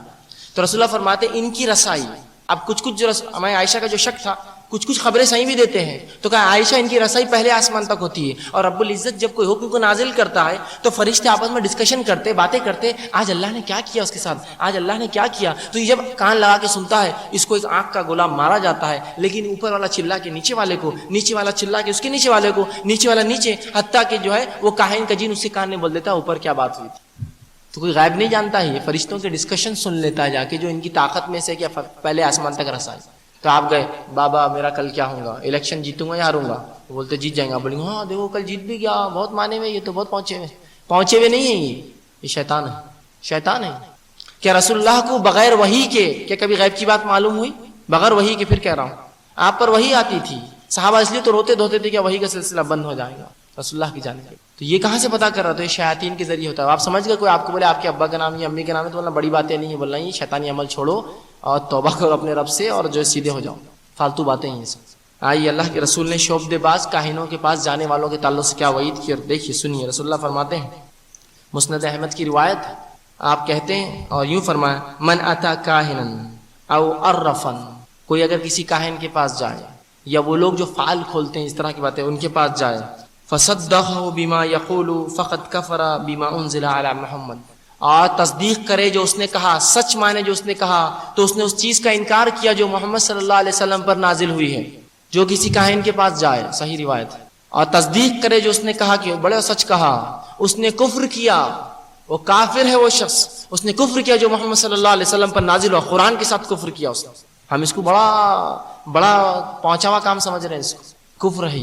آئیے آگے رسول اللہ کیا فرماتے ہیں، صحیح مسلم کی روایت ہے، من اتا عرفا فسأله عن شيء، کوئی کسی کاہن کے پاس جائے، شعبدے باز کے پاس جائے اور کسی چیز کے تعلق سے سوال کرے، عن شيء، کسی بھی تعلق سے سوال کرے، لم تقبل له صلاة 40 لیلہ، جو کسی چیز کا سوال کرے اس کی 40 دن کی نمازیں قبول نہیں ہوتی. جو کسی کاہن کے پاس جائے اور صرف سوال کرے، اوپر والی حدیث میں کہا تصدیق کرے وہ تو کافر ہو گیا، لیکن سوال کرے میرا کیا ہوگا، سوال کیا تصدیق نہیں کیا، ابھی میں تو چپ گیا تھا، میرے دوست نے لے گیا تھا، اس کی 40 دن کی نماز ضائع ہوئی. اب اس کا مطلب یہ نہیں کہ 40 دن کی نماز چھوڑنا ہے، پڑھنا تو ہے، قبول نہیں ہوں گی، پڑھنا تو ہے، قبول نہیں. تو یہ گناہ ہے، یاد رکھیے، ان کاہنوں اور شعبدے بازوں کے پاس جانے. اور ان میں سے اکثر آپ کی اور ہماری نفسیات سے کھلواڑ کرتے ہیں، معلوم آپ کو، میں بتاتا ہوں کیسے کھلواڑ کرتے ہیں. سب سے پہلے جاتے ہیں، ان کی پہچان یاد رکھیے، ماؤں کے نام پوچھتے ہیں، جبکہ ہم دنیا میں اپنے باپوں کے نام سے پکارے جاتے ہیں. ان کی پہلی پہچان ہے ماں کا نام کیا ہے. سوال یہ دنیا میں اپنے باپ کے نام سے جانا جاتا ہوں، اور ترمذی کی روایت رسول اللہ فرماتے تم آخرت میں بھی اپنے باپوں کے نام سے پہچانے جاؤں گے. جب میں دنیا میں بھی اپنے باپ کے نام سے پہچانے جاؤں گا آخرت میں بھی، تو پھر یہ میری ماں کا نام پوچھنے والا ہوتا کون ہے؟ اس لیے کہ جب یہ شعبدے باز جادو کرتا ہے تو جن اس کے قبضے میں ہوتا ہے کچھ شرائط پر آتا ہے. اگر اس نے جھوٹ بولا کہ تو باپ الگ ہو سکتا ہے، ماں الگ نہیں ہو سکتی ہے کبھی، اس لیے ماں کا نام پوچھتا ہے. جو ماں کا نام پوچھے شعبدے باز جادو. پھر کتاب و سنت تو کتنا بھی نام لے ہو، پھر کتاب و سنت کتنا بھی نام لے میں قرآن سے کرتا ہوں، نہیں ہو سکتا، یہ کبھی نہیں ہو سکتا۔ تو یہ شعبدے بازوں کے پاس آپ جاتے ہیں، ہم لوگ جاتے ہیں، یہ کیسی نفسیات سے کھیلتے دیکھیے۔ اب آپ آئے، کچھ نہ کچھ پریشانی ہے آپ کو، اب پریشانی سے آدمی گیا، پہلی نفسیات آپ تو دیکھو پہلے سے معلوم ہوگا ان کو پریشانی میں ہے، خود پریشان دکھ رہے آپ۔ اب نئی نئی شادی ہوئی تو ساس بہت زیادہ تمہاری وہ ہے، ہاں بس بس بس یہی تو تھا مسئلہ، یہی تو تھا مسئلہ، اس کے لیے تو آئے تھے۔ تو دیکھو بہت بڑا کام کیا ہوا ہے، آسان نہیں ہے اس کو نکالنا۔ میں تو پیسے لیتا ہی نہیں ہوں، وہ ادھر ڈال دو فی سبیل اللہ، کوئی بھی پیسے نہیں لیتا ہی، ماشاءاللہ بہت بیچارے فی سبیل اللہ کرتے ہیں، ادھر ڈال دو پیسے جو ڈالنا ہے آپ کو، میں تو پیسے لیتا نہیں ہوں۔ اور میں بتا دیتا ہوں کس نے کیا آپ کو تاکہ نشان دہ ہو جائے۔ ایک عورت بڑی اسی کے بارے میں ان کے ذہن میں ہے، اب جیسی اس نے ایک عورت بولتے ہیں ان کو سب سے پہلے وہی عورت نظر آئی جس پہ شک کر رہے تھے، ہاں چچی نے کی ہوں گے اپنے، کیوں تو ایک عورت چچی ہے کہ دنیا میں خالی نفسیات سے کھیل رہا ہے آپ کی، صرف ایک عورت، تو آپ پہلے سوچ رہے ایک عورت تو ہے وہ چچی سے میرے، بڑی آنکھیں، ان کی آنکھیں تو چھوٹی لیکن کبھی کبھی بڑا کرتے نا، بڑی آنکھیں برابر یوں ہے لیکن پھر بھی کبھی بڑا، ہاں بڑی آنکھیں، صحیح بول رہے ہیں آپ۔ لمبی چوٹی، یار ان کی چھوٹی لیکن کبھی کبھار نہیں، پورے بال کاٹ کے کی تو بہت لمبے ہو جائیں گے، برابر صحیح، لمبی چوٹی بھی ہے ان کی، سوچ پہلے سے میں نے سوچا ہوں کسی کا نام، بس اب فٹ کرنا ہے اس کو۔ اور وہ کل آئی تھی تمہارے گھر پہ صبح، ہاں وہ آئے تھے واقعی میں کل صبح، اس نے کی، اب میں نے کام کر دیا آپ کا، کل یا تو اچھا ہوں گا یا تو برا ہوں گا، سوال یہ تیسرا ہوتا کیا، اور میں نے کام کر دیا پورا بندوبست ہو گیا پکا، کل اچھا ہوں گا یا برا ہوں گا، تو میرا سوال یہ تیسرا ہوتا کیا اچھے اور برے کے بیچ کا، صرف ذہن سے کھیل رہے ہیں آپ کی، معصوم ذہنوں سے مسلمانوں کے کھیلتے ہیں شعبدے باز اور جادو کا۔ تو یاد رکھیے جادو کا کرنا کرانا، سیکھنا سکھانا، پڑھنا پڑھانا کفر ہے، کفر سخت ترین گناہ ہے، یاد رکھیے۔ اور کفر اور شرک یہ دو گناہ ہیں، جنت ہم پہ حرام کر دیتے ہیں اور ہمیشہ جہنم کا ہم کو جو ہے مستحق یا جہنم کا ساتھی بنا دیتے ہیں۔ تو بہرحال تو یہ بہرحال اس کا ایک کام ہے جادو، اور اس کو بڑے حد تک وہ کرتا ہے، اور جو ہے یہی حربہ اس کا جو ہے انسانوں کے خلاف بہت زیادہ ہے۔ اب انسانی جسم میں داخل ہوتا ہے اور اس خون کی طرح دوڑنا، یہ بھی ہوتا ہے جس کے ذریعے وہ لوگوں کو دلوں کی راز بتا دیتا ہے نکال کر کاہنوں اور جادوگروں کو۔ اسی طرح چونکہ یہ بھی مکلف ہے، ان کو بھی قیامت میں عذاب ملنے والا ہے، یاد رکھیے۔ بہت سے لوگ سوال کرتے ہیں ان کو، کچھ لوگ سمجھتے ہیں برف کا عذاب ملے، کوئی برف کا عذاب نہیں ملے گا ان کو بھی جہنم کی آگ کا عذاب ملنے والا ہے، یاد رکھیے۔ اللہ نے فرمایا قرآن کے اندر، ہم نے بہت سے انس اور جن کو جہنم کی آگ کے لیے پیدا کیا ہے، یہ ایسے اعمال کریں گے ان کو وہیں ڈالیں گے۔ کچھ لوگ بولتے ہیں ان کو برف کا عذاب ملے گا، برف رہیں گی، فریزر میں رہیں گے اور کیا کیا پتا نہیں، کوئی برف کا عذاب نہیں آتا قرآن حدیث میں۔ ایک ضعیف روایت ہے جس کے اندر ٹھنڈے عذاب کا تذکرہ آتا ہے، بہرحال وہ روایت ضعیف ہے ترمذی کی، لیکن جنوں کے تعلق سے نہیں، وہ بھی دوسرا ہی ہے معاملہ اس میں۔ تو جنوں کو برف کا عذاب کہیں بھی ثابت نہیں ہے حدیث سے اور قرآن سے، یاد رکھیے ان کو وہی عذاب ہے۔ اب آپ بولیں گے ان کو بھی آگ کا عذاب، تو یہ تو بنے ہوئے آگ سے، آگ کو کیسے کاٹیں گے، یہ بھی آگ سے یہ بھی آگ سے۔ ایک شیخ سے کسی نے ایسی سوال کیا، اور ایک نوجوان تھا بہت برے لہجے میں بات کی، کہا کیا لگا تم نے آگ کا ان کو عذاب ملے گا، آگ کا عذاب کیسے ملے گا ان کو، یہ تو خود آگ سے بنے ہوئے۔ تو شیخ نے کہا ٹھیک ہے در نزدیک آؤ، جو بچہ نزدیک آیا زور سے تھپڑ مارا اس کو، اور ملنے لگا، کھا لگا، تو کہا بہت زور سے لگا، یہ کوئی طریقہ ہے گا، کہا میرا ہاتھ بھی چمڑے کا، تیرا منہ بھی چمڑے کا، پھر کیسا لگا پھر میرا تھپڑ؟ تو کہا سمجھ میں آ گئی میری بات، جس آگ سے جن بنے ہوئے ہیں جہنم کی آگ اس سے زیادہ قوی ہے، وہ اس کو بھی جلا دیں گے جن کو، اور جہنم کی کچھ آگ دوسری آگ کو کھا جاتی ہے، حدیث میں آتا ہے اتنی تیز ہے۔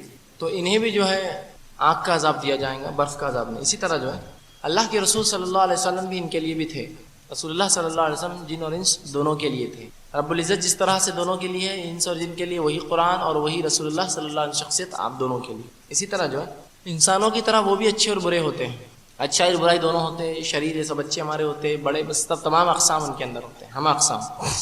اسی طرح جو ان کے اندر مومن اور کافر وہ بھی ہوتے ہیں، دونوں ہوتے ہیں، ٹھیک۔ اسی طرح جو ہے ان کی ہماری دشمنی کہاں سے ہے، کیوں ہے، اور اس کی وجہ کیا ہے، اور یہ ہمارے ساتھ کیا کرنا چاہتے ہیں، یہ بھی جان لے تاکہ اس کا مقصد پتہ چل جائے تو ہمارے لیے بہت فائدہ ہوگا۔ آئیے ان کا مقصد کیا ہے۔ تو ان کی انسانوں سے دشمنی تب شروع ہوتی ہے جب اللہ نے آدم کے سامنے انہیں جھکنے کا حکم دیا، اور اس نے وہاں سے نکل کر آدم علیہ السلام کو بہکایا، اور اللہ نے دونوں کو نیچے بھیجا اور کہا آپس میں تم دشمن ہو، اور جب بھی میری ہدایت آئے فمن تبع ہدایا فلا خوف علیہم ولا هم يحزنون، سورہ بقرہ آیت 38، کہ میری ہدایت جب بھی تمہارے پاس ہے اس کو مانتے رہنا، جو اس کو مانے گا ان پہ کوئی غمگین نہیں ہوں گے اور کوئی رنجیدہ نہیں ہوں گے قیامت کے روز۔ تو یہاں اللہ فرماتا ہے اس نے کس طرح سے بہکایا، اللہ فرماتا ہے سورہ اعراف کی آیت 27 میں، یا بنی آدم لا یفتننکم الشیطان کما اخرج ابویکم من الجنہ، اے ابن آدم کہ شیطان کو تمہیں فتنے میں نہ ڈال دے، کوئی خرابی میں نہ ڈال دے، جس طرح سے تمہارے باپ آدم کو اس نے فتنے میں ڈال کر جنت سے نکالا۔ تو یہاں اللہ رب العزت اعلان کر رہا ہے اے مسلمانوں شیطان کی باتوں میں نہ آنا، اے انسانوں، بلکہ یا بنی آدم کہا، اے انسانوں شیطان کی باتوں میں نہ آنا، اس کے فتنے میں نہ پڑنا، جیسا کہ اس نے تمہارے باپ آدم علیہ السلام کو کما کما اخرج ابویک من الجنہ، جیسے تمہارے ماں باپ کو اس نے جنت سے نکالا ویسے اس کی فتنے میں نہ آنا، تم بہکاوے میں نہ آنا۔ شیطان ہمیں بہکاتا ہے اور وہ چاہتا ہے جس طرح آدم علیہ السلام کو تکلیف اور فتنے میں ڈالا وہ کرے۔ اس کا مقصد کیا ہے تمام چیزوں؟ جو جن ہے، جو پہلا جن ابلیس تھا، شیطان جس کو کہتے ہیں، اس کا مقصد کیا ہے؟ تو سب سے پہلا اس کا مقصد ہے انسانوں سے شرک اور کفر کرانا، انسانوں سے شرک اور کفر کرانا، یہ اس کا سب سے اہم مقصد ہے۔ اور ہوتا یوں ہی ہے، آپ بیمار ہو گئے، آپ پر جادو کا اثر دکھ رہا ہے، آپ کسی کے پاس جاتے ہو، آپ بولتے اچھا ہو گیا اس کے پاس، تو یہی تو اس کا کام تھا۔ آپ نے شرک کر لیا، کفر کیا، خوش ہو گیا، چھوڑ کر چلا جاتا ہے۔ انشاءاللہ علاج کا طریقہ آخر میں کتاب و سنت سے ضرور بتاؤں گا۔ تو اس کا کام ہے قوموں کو کفر و شرک میں ملوث کرنا۔ جن قوموں کو کفر و شرک میں ملوث کرے گا چھوڑ دیتا ہے، پھر مسلمانوں کے پیچھے پڑا رہتا ہے۔ تو جو ویسے کفر و شرک میں پڑے ہوئے تو وہ تو جانے والے جہنم میں طے شدہ ہوگا۔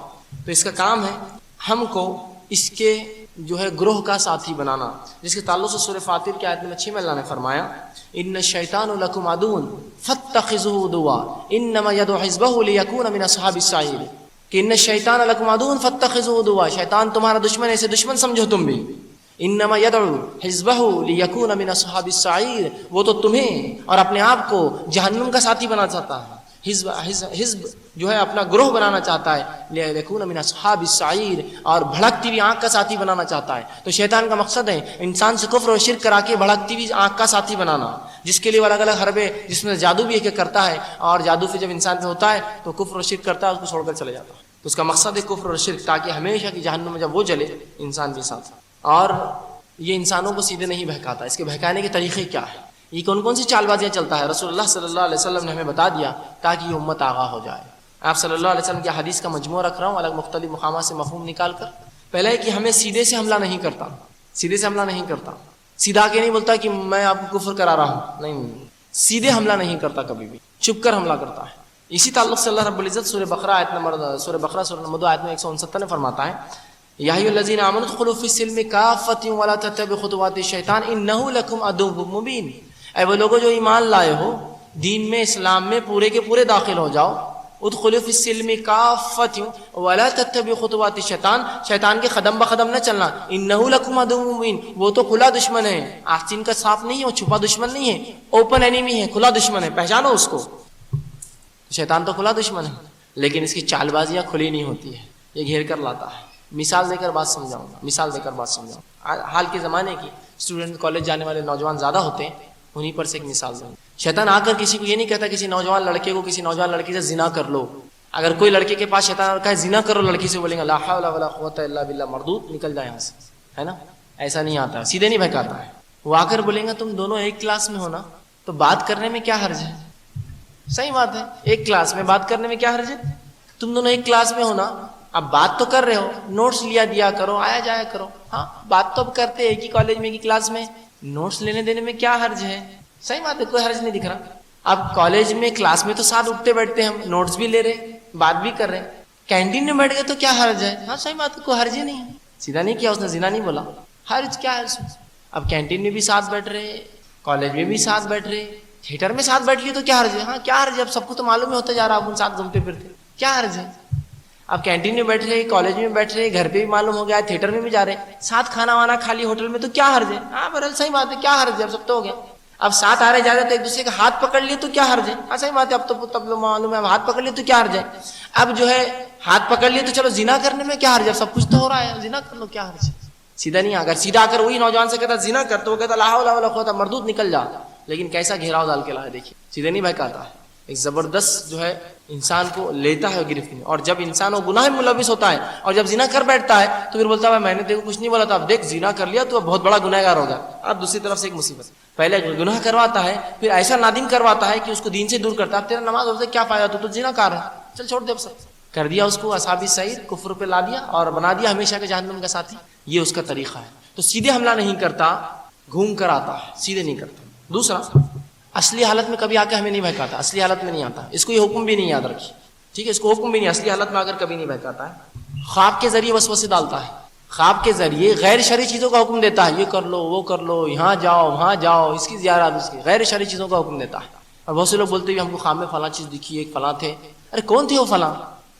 نہیں بہت نیک دکھ رہے تھے، دکھنے سے کیا ہوتا ہے بھائی، کہ شیطان نہیں آ سکتا ایسی صورت کے اندر نیک؟ تو خوابوں کے ذریعے فتنے مچاتا ہے، جو آج کل بہت چل رہے ہیں، خوابوں کی حالت پہ دنیا چل رہی ہے، پوری زندگیاں گزر رہی لوگوں کی، یہ شیطان کرواتا ہے۔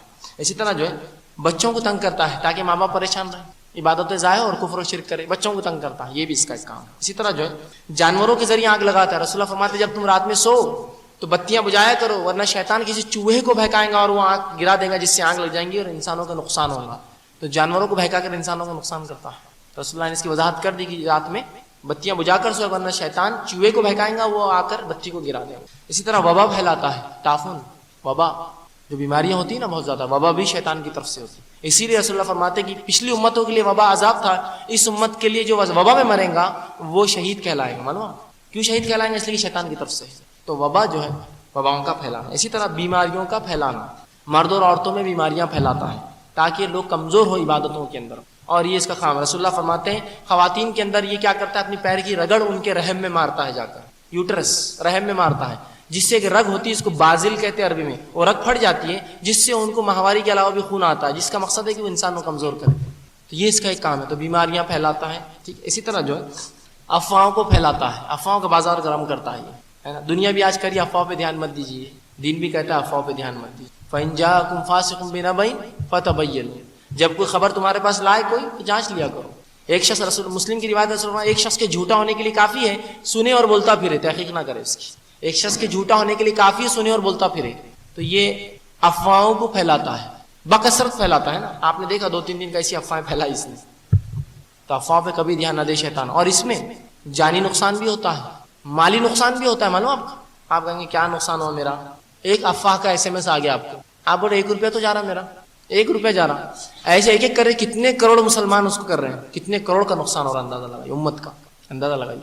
تو مالی بھی کرتا ہے، آپ بولیں گے میرے کو تو SMS فری ہے، ارے آپ کو فری ہے، عقیدے کا نقصان پھر جو ہو رہا ہے افواہوں کی وجہ سے، انسان جو کوئی بھی عمل کر بیٹھ رہا ہے، تو افواہوں کا پھیلانا یہ بھی شیطان کی طرف سے ہے، چھوٹی چھوٹی باتوں کو بڑا کر کے دی۔ اور اسی کئی مثالیں میں آپ کے سامنے پچھلی بار بھی دیا تھا، کوئی سانپ کا بچہ نکل جائے اس مجمع میں، تو سامنے کی مجمع کے 4-6 لوگ جو اس کو ملوث ہوں گے مارنے میں، ان کو معلوم ہے اصلیت کیا ہے اس کی، وہ بیچ کے مجمع میں گئے تک اتنا بڑا تھا ہو جاتا، اتنا تو تھا وہ بچہ، کسی نے دیکھ لیا تو اتنا ہو جاتا۔ وہ آخری شخص کیا بولتا نکلتے وقت، فیض بھائی کے نزدیک بیٹھا ہوا تھا، ڈسنے والا تھا، بچ گئے۔ افواہ روشن گیٹ تک ہمارے بات جاری، تو وہاں کیا ہو رہا، بڑا ازدھا نکل رہا، ختم ہی نہیں ہو رہا، اتنا نکل رہا اندر سے، دم پکڑ لے، کھینچ رہے، مار رہے، یہ کر رہے، اور کہیں تو بھی بات دور جا کے پہنچی، اس کو مارے، اس کو تولے، 70-80 کلو تو وزن بھرا اس کا۔ اب جب کل یہاں آئے اور پوچھے یار وہ ہوا کیا تھا، اتنا سا بچہ تھا رے سانپ کا ہم نے مارے، ہم کو تو ازدو کی باتیں چل رہی ادھر، افواہ، یہ افواہ ہے، نہیں پھیلاتا ہے، ٹھیک۔ اب بہرحال گمراہی کا اس کا طریقہ کیا ہے، وہ طریقہ جاننا۔ وہ قوم کبھی کامیاب کامران نہیں ہو سکتی، دنیا میں سرخرو نہیں ہو سکتی جو اپنے دشمن کو نہ پہچانے۔ وہ قوم کبھی کامیاب اور کامرانی نہیں حاصل کر سکتی جو اپنے حقیقی دشمن کو نہ پہچانے۔ ہم نے تو نعوذ باللہ اللہ کے رسول دشمن سمجھ لیا اپنا، یار یہ کیا نماز روزہ زکات لگا کے رکھ دی ہمارے پیچھے، زندگی میں عیش کرنا، کھلا رہنا، یہ وہ گانے میوزک ہونا، یہ ہونا، بس یہ زندگی ہے۔ تو جان لے حقیقی دشمن کو پہچانے آپ، ورنہ ایسا نہ ہو کہ دوست کو دشمن اور دشمن کو دوست سمجھ بیٹھے، کھلے ہوئے دشمن کو پہچانے۔ تو آئیے اس کی گمراہی کا طریقہ، برائی کو اچھائی بنا کر پیش کرتا ہے، پہلا طریقہ گمراہی کا، برائی کو اچھائی بنا کر پیش کرتا ہے۔ آئیے اللہ رب العزت سورہ نحل کی آیت میں 63 میں فرماتا ہے فَزَيَّنَ لَهُمُ الشَّيْطَانُ أَعْمَالَهُمْ، کہ شیطان نے ان کے اعمال کو بہت مزین، خوبصورت بنا کے پیش کیا۔ یہ قریش کے تعلق سے بات ہو رہی ہے، جب یہ لڑنے آئے مسلمانوں سے، تو تب شیطان نے کہا آج تو کوئی غالب نہیں آئیں گا، اور ان کے برے اعمال اچھے پیش کر کے بتا رہے تمہارے پاس تو بہت کچھ ہے۔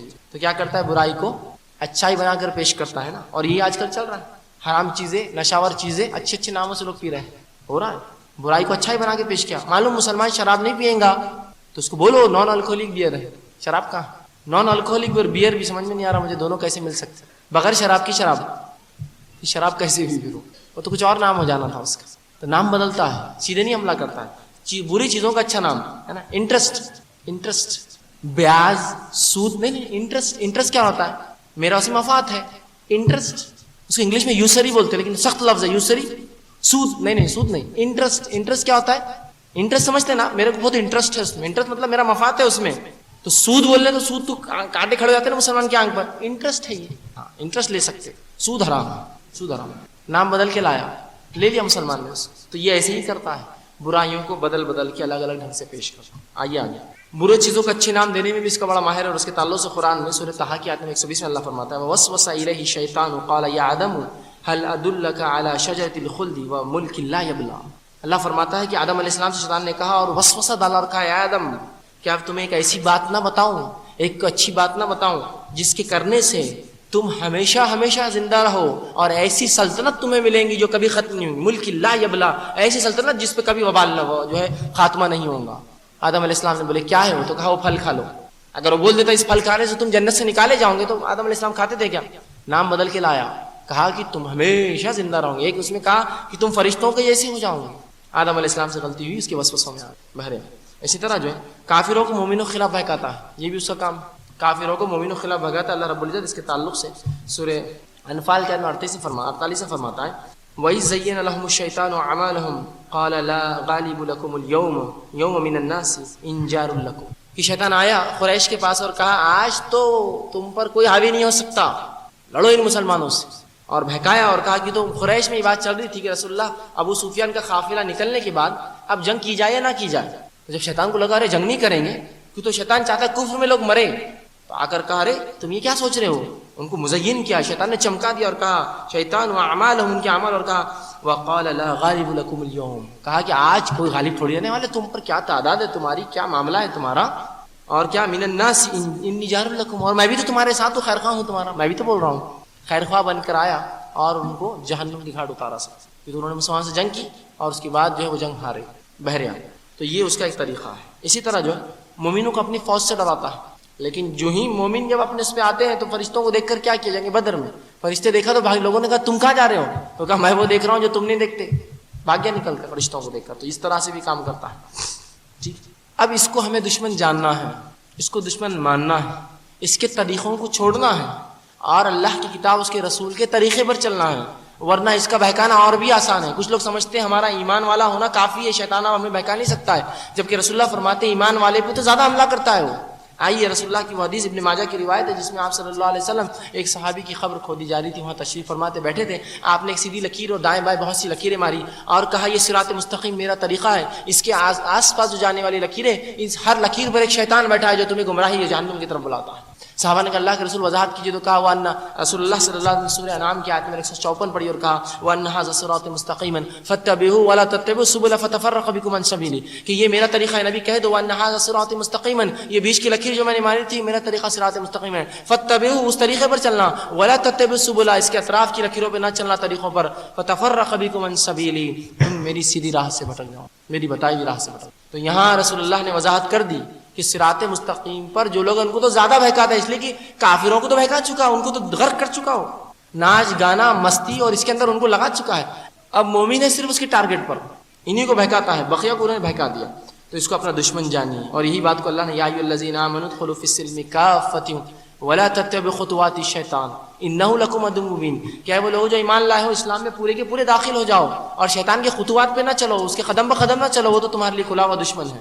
تو جہاں تک ہو سکے بہرحال اس سے بچنے کی کوشش کرنا چاہیے، اس کے طریقوں سے، اس کی چال بازیوں کو سمجھنا چاہیے، ورنہ ایسا نہ ہو کہ ہم سمجھے کہ ہم تو کتاب و سنت پر ہیں اور شیطان ہمیں جو گمراہ کر دے۔ بہرحال اس معاملے میں احتیاط کریں۔ اب آئیے اس سے پناہ مانگے ہر بار، اور کہاں کہاں بالخصوص جو ہے شیطان سے پناہ مانگنی چاہیے۔ پہلی جگہ تو وہ کہ اللہ میں ہمیں ہر وقت پناہ مانگنی چاہیے شیطان مردود سے، بالخصوص حمام میں یا طہارت خانوں میں جاتے وقت بالخصوص۔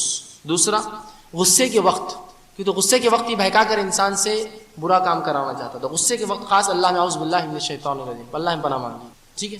اسی طرح جو ہے ہم بستری کے وقت پناہ مانگنی چاہیے۔ رسول اللہ فرماتے ہیں جو شخص کسی سے اپنی بیوی سے ہم بستری کرے اور شیطان نے پناہ نہ مانگے تو شیطان بھی اس عمل میں شامل حال ہوتا ہے اور ہونے والی اولاد پر اس کا اتنا ہی اثر ہوتا ہے جتنا وہ شامل حال تھا۔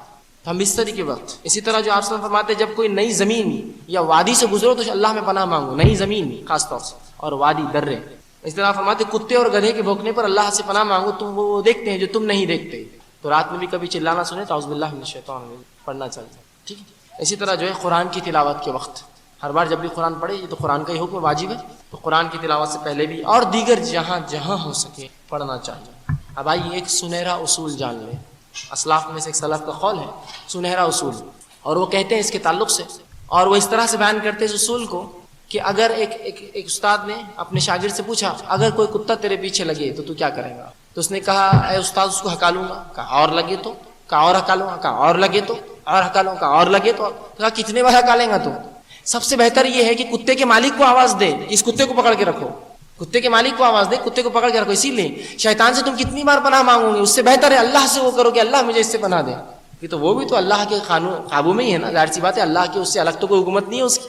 تو مالک کو آواز دو کتے سے بچنے کے لیے، تو شیطان سے بچنے کے لیے رب کو آواز دو، دیکھو پھر رب بچائیں گا، کیونکہ شیطان بھی تو اس کے تابع ہے نا، اس کے مرضی کے ہٹ کر تو وہ بھی کام نہیں کر سکتا.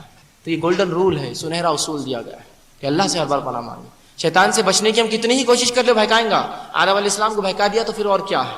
ٹھیک ہے، تو سب سے اچھا اصول ہے اللہ میں ہمیشہ پناہ مانگے شیطان سے، اللہ بچائیں گا اس کے شر سے.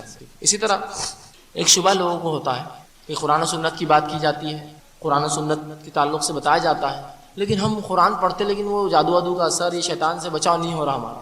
تو یاد رکھیے یہ آدمی کی مثال ایسی ہے، یہ آدمی کی مثال ایسی ہے کہ آپ کو دشمن سے لڑنے کے لیے سب سے اعلیٰ اور سب سے اچھا ہتھیار دیا گیا، لیکن آپ بولے میرے کو چلانا نہیں آتا، تو اس میں ہماری کیا غلطی ہے دینے والے کی؟ آپ کا کام تھا چلاؤ اس کو اچھے سے. تو اللہ نے تو کتاب دے دی، ہمارا اس پر عقیدہ نہیں ہے ویسا ہونا جس سے یہ اثر کرے. قرآن کب پڑھتے ہم؟ جب سب جگہ گھوم کر آگے کچھ نہیں ہو تو قرآن بھی پڑھ لیں گے، اب اس سے کچھ نہیں ہوتا.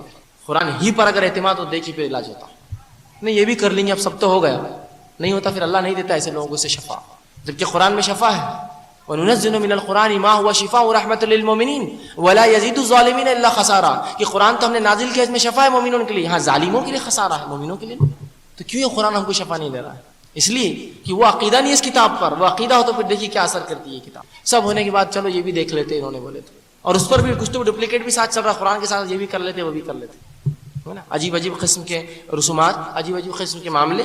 تو بہرحال تمام معاملوں میں اگر آپ کو لگتا ہے کہ بھائی مجھے جو ہے لیکن جادو ہوا ہے، پہلے یاد رکھیے یہ ثابت بھی. بہت سے لوگ مجھ سے آئے کہتے ہیں ہم پہ جادو ہوا ہے. میں پوچھتا کیسے ہوا؟ تو جان دو تم الگ ہی بات کر رہے ہو. ارے بھائی آپ بول رہے کہ فلاں ہوا، تو کیسے آپ کو لگا؟ مجھے معلوم تو نا. بہت سی بار لوگوں کو پہ جادو اس لیے ہوتا ہے کہ دوسرے ان کو بولتے تم پہ جادو ہے، بس ان پہ جادو ہو گیا.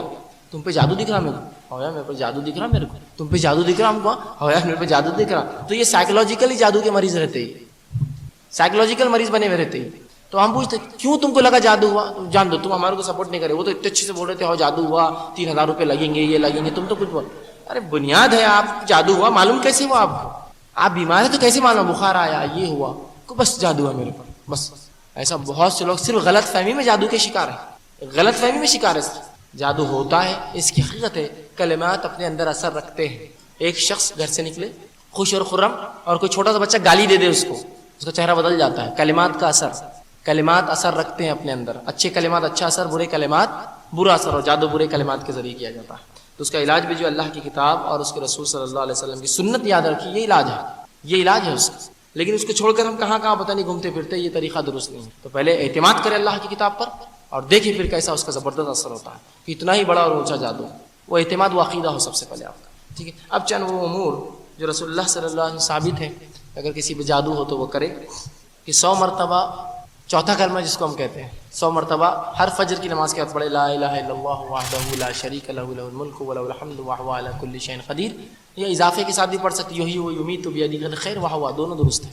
100 مرتبہ گنتی سے پڑھے ہر فجر کی نماز کے بعد. رسول اللہ جو یہ کر لیں گا شام تک اس پہ جادو اثر نہیں کرتا. شام ہو گئی سونے آیت الکرسی پڑھ لیجیے، صبح تک جادو اثر نہیں کریں گے. رات کا حل تو دیا گیا ہے، دن کا حل بتا دیا میں نے آپ کو. اسی طرح سورہ بقرہ کی کثرت سے تلاوت. رسول اللہ سورہ بقرہ جس جگہ پڑھی جاتی ہے شیطان 3 دن اور 3 رات تک داخل نہیں ہو. اور جادو کے لیے شیطان کا ہونا ضروری، وہی کرتا ہے، اثر ڈالتا ہے لوگوں. تو آپ سورہ بقرہ کی کثرت سے تلاوت کریں. اسی طرح جو روز نہار پیٹ بغیر کچھ کھائے کے رسول اللہ فرماتے جو شخص 7 اجوا کھجور کھائے. اجوا کچھ علماء نے کہا اجوا ملتی نہیں، مہنگی ہے تو سادی بھی. بہرحال پھر میں کہوں گا حدیث میں لیکن لفظ اجوا کا ہے. جو شخص روز 7 اجوا کھجوریں نہار پیٹ کا رسول اللہ اس دن اس پر جادو اور زہر اثر نہیں کرتا. نہار پیٹ اجوا. ٹھیک. اسی طرح جو ہے معوذتین کا پڑھنا، سورہ فلق اور سورہ ناس کی تلاوت کرنا. سورہ فلق اور سورہ ناس کی تلاوت کرنا یہ بھی بہرحال جادو کا. رسول اللہ پر جب جادو ہوا آپ پر یہ دونوں صورتوں کا نزول ہوا اور آپ اس کو دم کرتے اور دم کر کے اپنے جسم پر پھونکتے جاتے ہیں یا ہاتھ ملتے ہیں. اسی طرح رات میں سوتے وقت آیت الکرسی کا پڑھنا، اور ہر نماز کے بعد آیت الکرسی معوذتین یہ پڑھنے کی کوشش کرے. اور ذکر و اذکار زیادہ زیادہ کرے، اس لیے کہ ذکر و اذکار جب انسان کرتا ہے تو شیطان زیادہ اثر نہیں کرتا. وہ اثر تو ہوتا ہے لیکن زیادہ نہیں. تو بہرحال مختصر سی چند باتیں تھیں جو آپ کے سامنے مناسب رکھا، میں نے رکھوں سمجھا. انشاءاللہ بقیہ چند باتیں اگر نہ سمجھی ہو تو آپ سوال جواب کے سیشن میں اور کوئی جس میں چیز اضافی چاہیے تھی تو سوال جواب کے سیشن میں پوچھ لے سکتے ہیں. دوسری بہرحال چونکہ یہ آخری نشست ہے آج، اس کا پروگرام کا یہ خاتمہ ہے، ایک چیز کی گزارش کروں گا میں آپ سے بالخصوص کہ بہت سے نوجوان یہ غلطی کرتے ہیں کہ کچھ باتیں وہ سن لیتے ہیں ہم سے اور بس جا کے ہمارے نام کا ڈھنڈورا پیٹ پیٹ کے لوگوں کے سامنے ہم کو بدنام کرتے ہیں. یہ بہت بری بات ہے. فیض بھائی نے ایسا بولے تم ایسا بول رہے. تو یاد رکھیے کوئی بھی چیز میں نے اپنے دل سے یہ اپنی منمانی سے نہیں، اللہ کی کتاب اس کے رسول کی سنت. تو آپ یہ کہیں اللہ کے رسول کی سنت کیا تھی، اس کی کتاب کا کیا حکم ہے. خامخواہ میرا نام اس سے جوڑنے کا کوئی مقصد اور کوئی فائدہ نہیں ہے. فیض بھائی نے یہ بولے اور خامخواہ لوگ مجھ سے بدزن ہوتے اور بات کرنے کا انداز بھی اتنا گھٹیا اختیار کرتے کہ وہ بیچارہ امام مؤذن حافظ بولتا ہے کہ یار یہ سکھاتے ہوں گے جبھی تم لوگ ایسے ہیں. ہم نے تو کسی کو نہیں دی. میرا پہلا درس اصلاح کا 90 طریقہ ہر بار ذہن میں رکھیے. لوگوں کی اصلاح کا رسول اللہ کیا طریقہ تھا، اگر وہ اپنا لیں گے تو کتاب و سنت کی تھوڑی سی تعلیم بھی بہت فائدہ دیں گے، ورنہ بہت علم حاصل کر کے بھی جاہل ہی رہیں گے ہم لوگ. دوسری چیز یہ جتنی باتیں بتائی گئی ہم نے پوری کوشش کری کہ اللہ کی کتاب اس کے رسول صلی اللہ علیہ وسلم سنت کو مد نظر رکھتے ہوئے، ہاں کچھ غلطی ہوئی تو بہرحال ہم نے اس کی معافی بھی آپ سے مانگی. بہرحال الحمدللہ اس سال ہم نے ایسا کچھ نہیں ہوا ہم سے، تو بہرحال جہاں ہم سے چوک ہوتی تھی ہم فوراً اس کی وضاحت کر دیتے تھے. اور ایک اصول زندگی میں اب یاد رکھیے کہ اللہ کی کتاب اس کے رسول صلی اللہ علیہ وسلم کی بات جو بھی کرے اس کی بات ماننا ہے، اور جو اس کے خلاف کرے پھر کوئی بھی ہم اس کی بات نہیں مانیں گے. یہ اصول عام ہے، بالکل سب کے لیے ہونا چاہیے ہمارے پاس. ٹھیک ہے. اور جو کچھ ہم نے یہاں سنا، جو کچھ ہم نے یہاں سیکھا، یہ زندگی میں عمل کے لیے تھا. تو رمضان میں تو بہت مزہ آیا، کیا تھا دن کا پروگرام ہوا، چائے تو بہت اچھی بن رہی تھی، یہ بھی ہوا، فلاں ہو رہا تھا، یہ جواب دی، یہ ہوا. اور پھر رمضان کے بعد وہی حال کہ رمضان کا ابھی ختم نہیں ہوا اور شوال کا چاند نہیں دکھا تو رمضان میں جس کو دیکھا پہچاننا مشکل. یار یہ لڑکے کو داڑھی تھی نا، یہ اس کا بھائی تو نہیں چھوڑتا. نہیں فیض بھائی یہی تھا، بولے وہ داڑھی رمضان میں رکھ لیا تھا. ایسا نہیں ہونا چاہیے بھائی، ایسا نہیں ہونا چاہیے. پھر اس درس سے ہم نے اس اجتماع سے کچھ حاصل نہیں کیا. اگر ہماری زندگیوں میں کوئی تبدیلیاں نہ آئی تو ہمیں کچھ فائدہ نہیں ہوا اس درس سے، کچھ فائدہ نہیں ہوگا. تو اگر اس درس کا ہمیں صحیح فائدہ اٹھانا ہے تو یہی ہے کہ ہم اپنے زندگیوں میں اس چیز پر عمل کریں، نہ کہ یہ کہ جو ہے ہم زندگی اس کے ہاتھ منمانی کریں اور پھر لوگوں کو پھر بولنے کو بھی جگہ ہوتی ہے. تو بہرحال مقصد یہ ہے کہ ہم اس پر عمل کریں، نہ کہ یہ کہ ہم نے سنا بڑا مزہ آیا اس میں اور خوب یہ ہوا، فیض بھائی نے اس کو یہ بولے اس کو بولے، خام خام میں بدنام ہوتا ہوں اس سے. تو اللہ کے لیے ایسا مت کیجیے. رسول اللہ صلی اللہ علیہ وسلم کا طریقہ ہر بار ذہن میں رکھیے. آپ صلی اللہ علیہ وسلم کی ذات ہمارے لیے مثال ہے.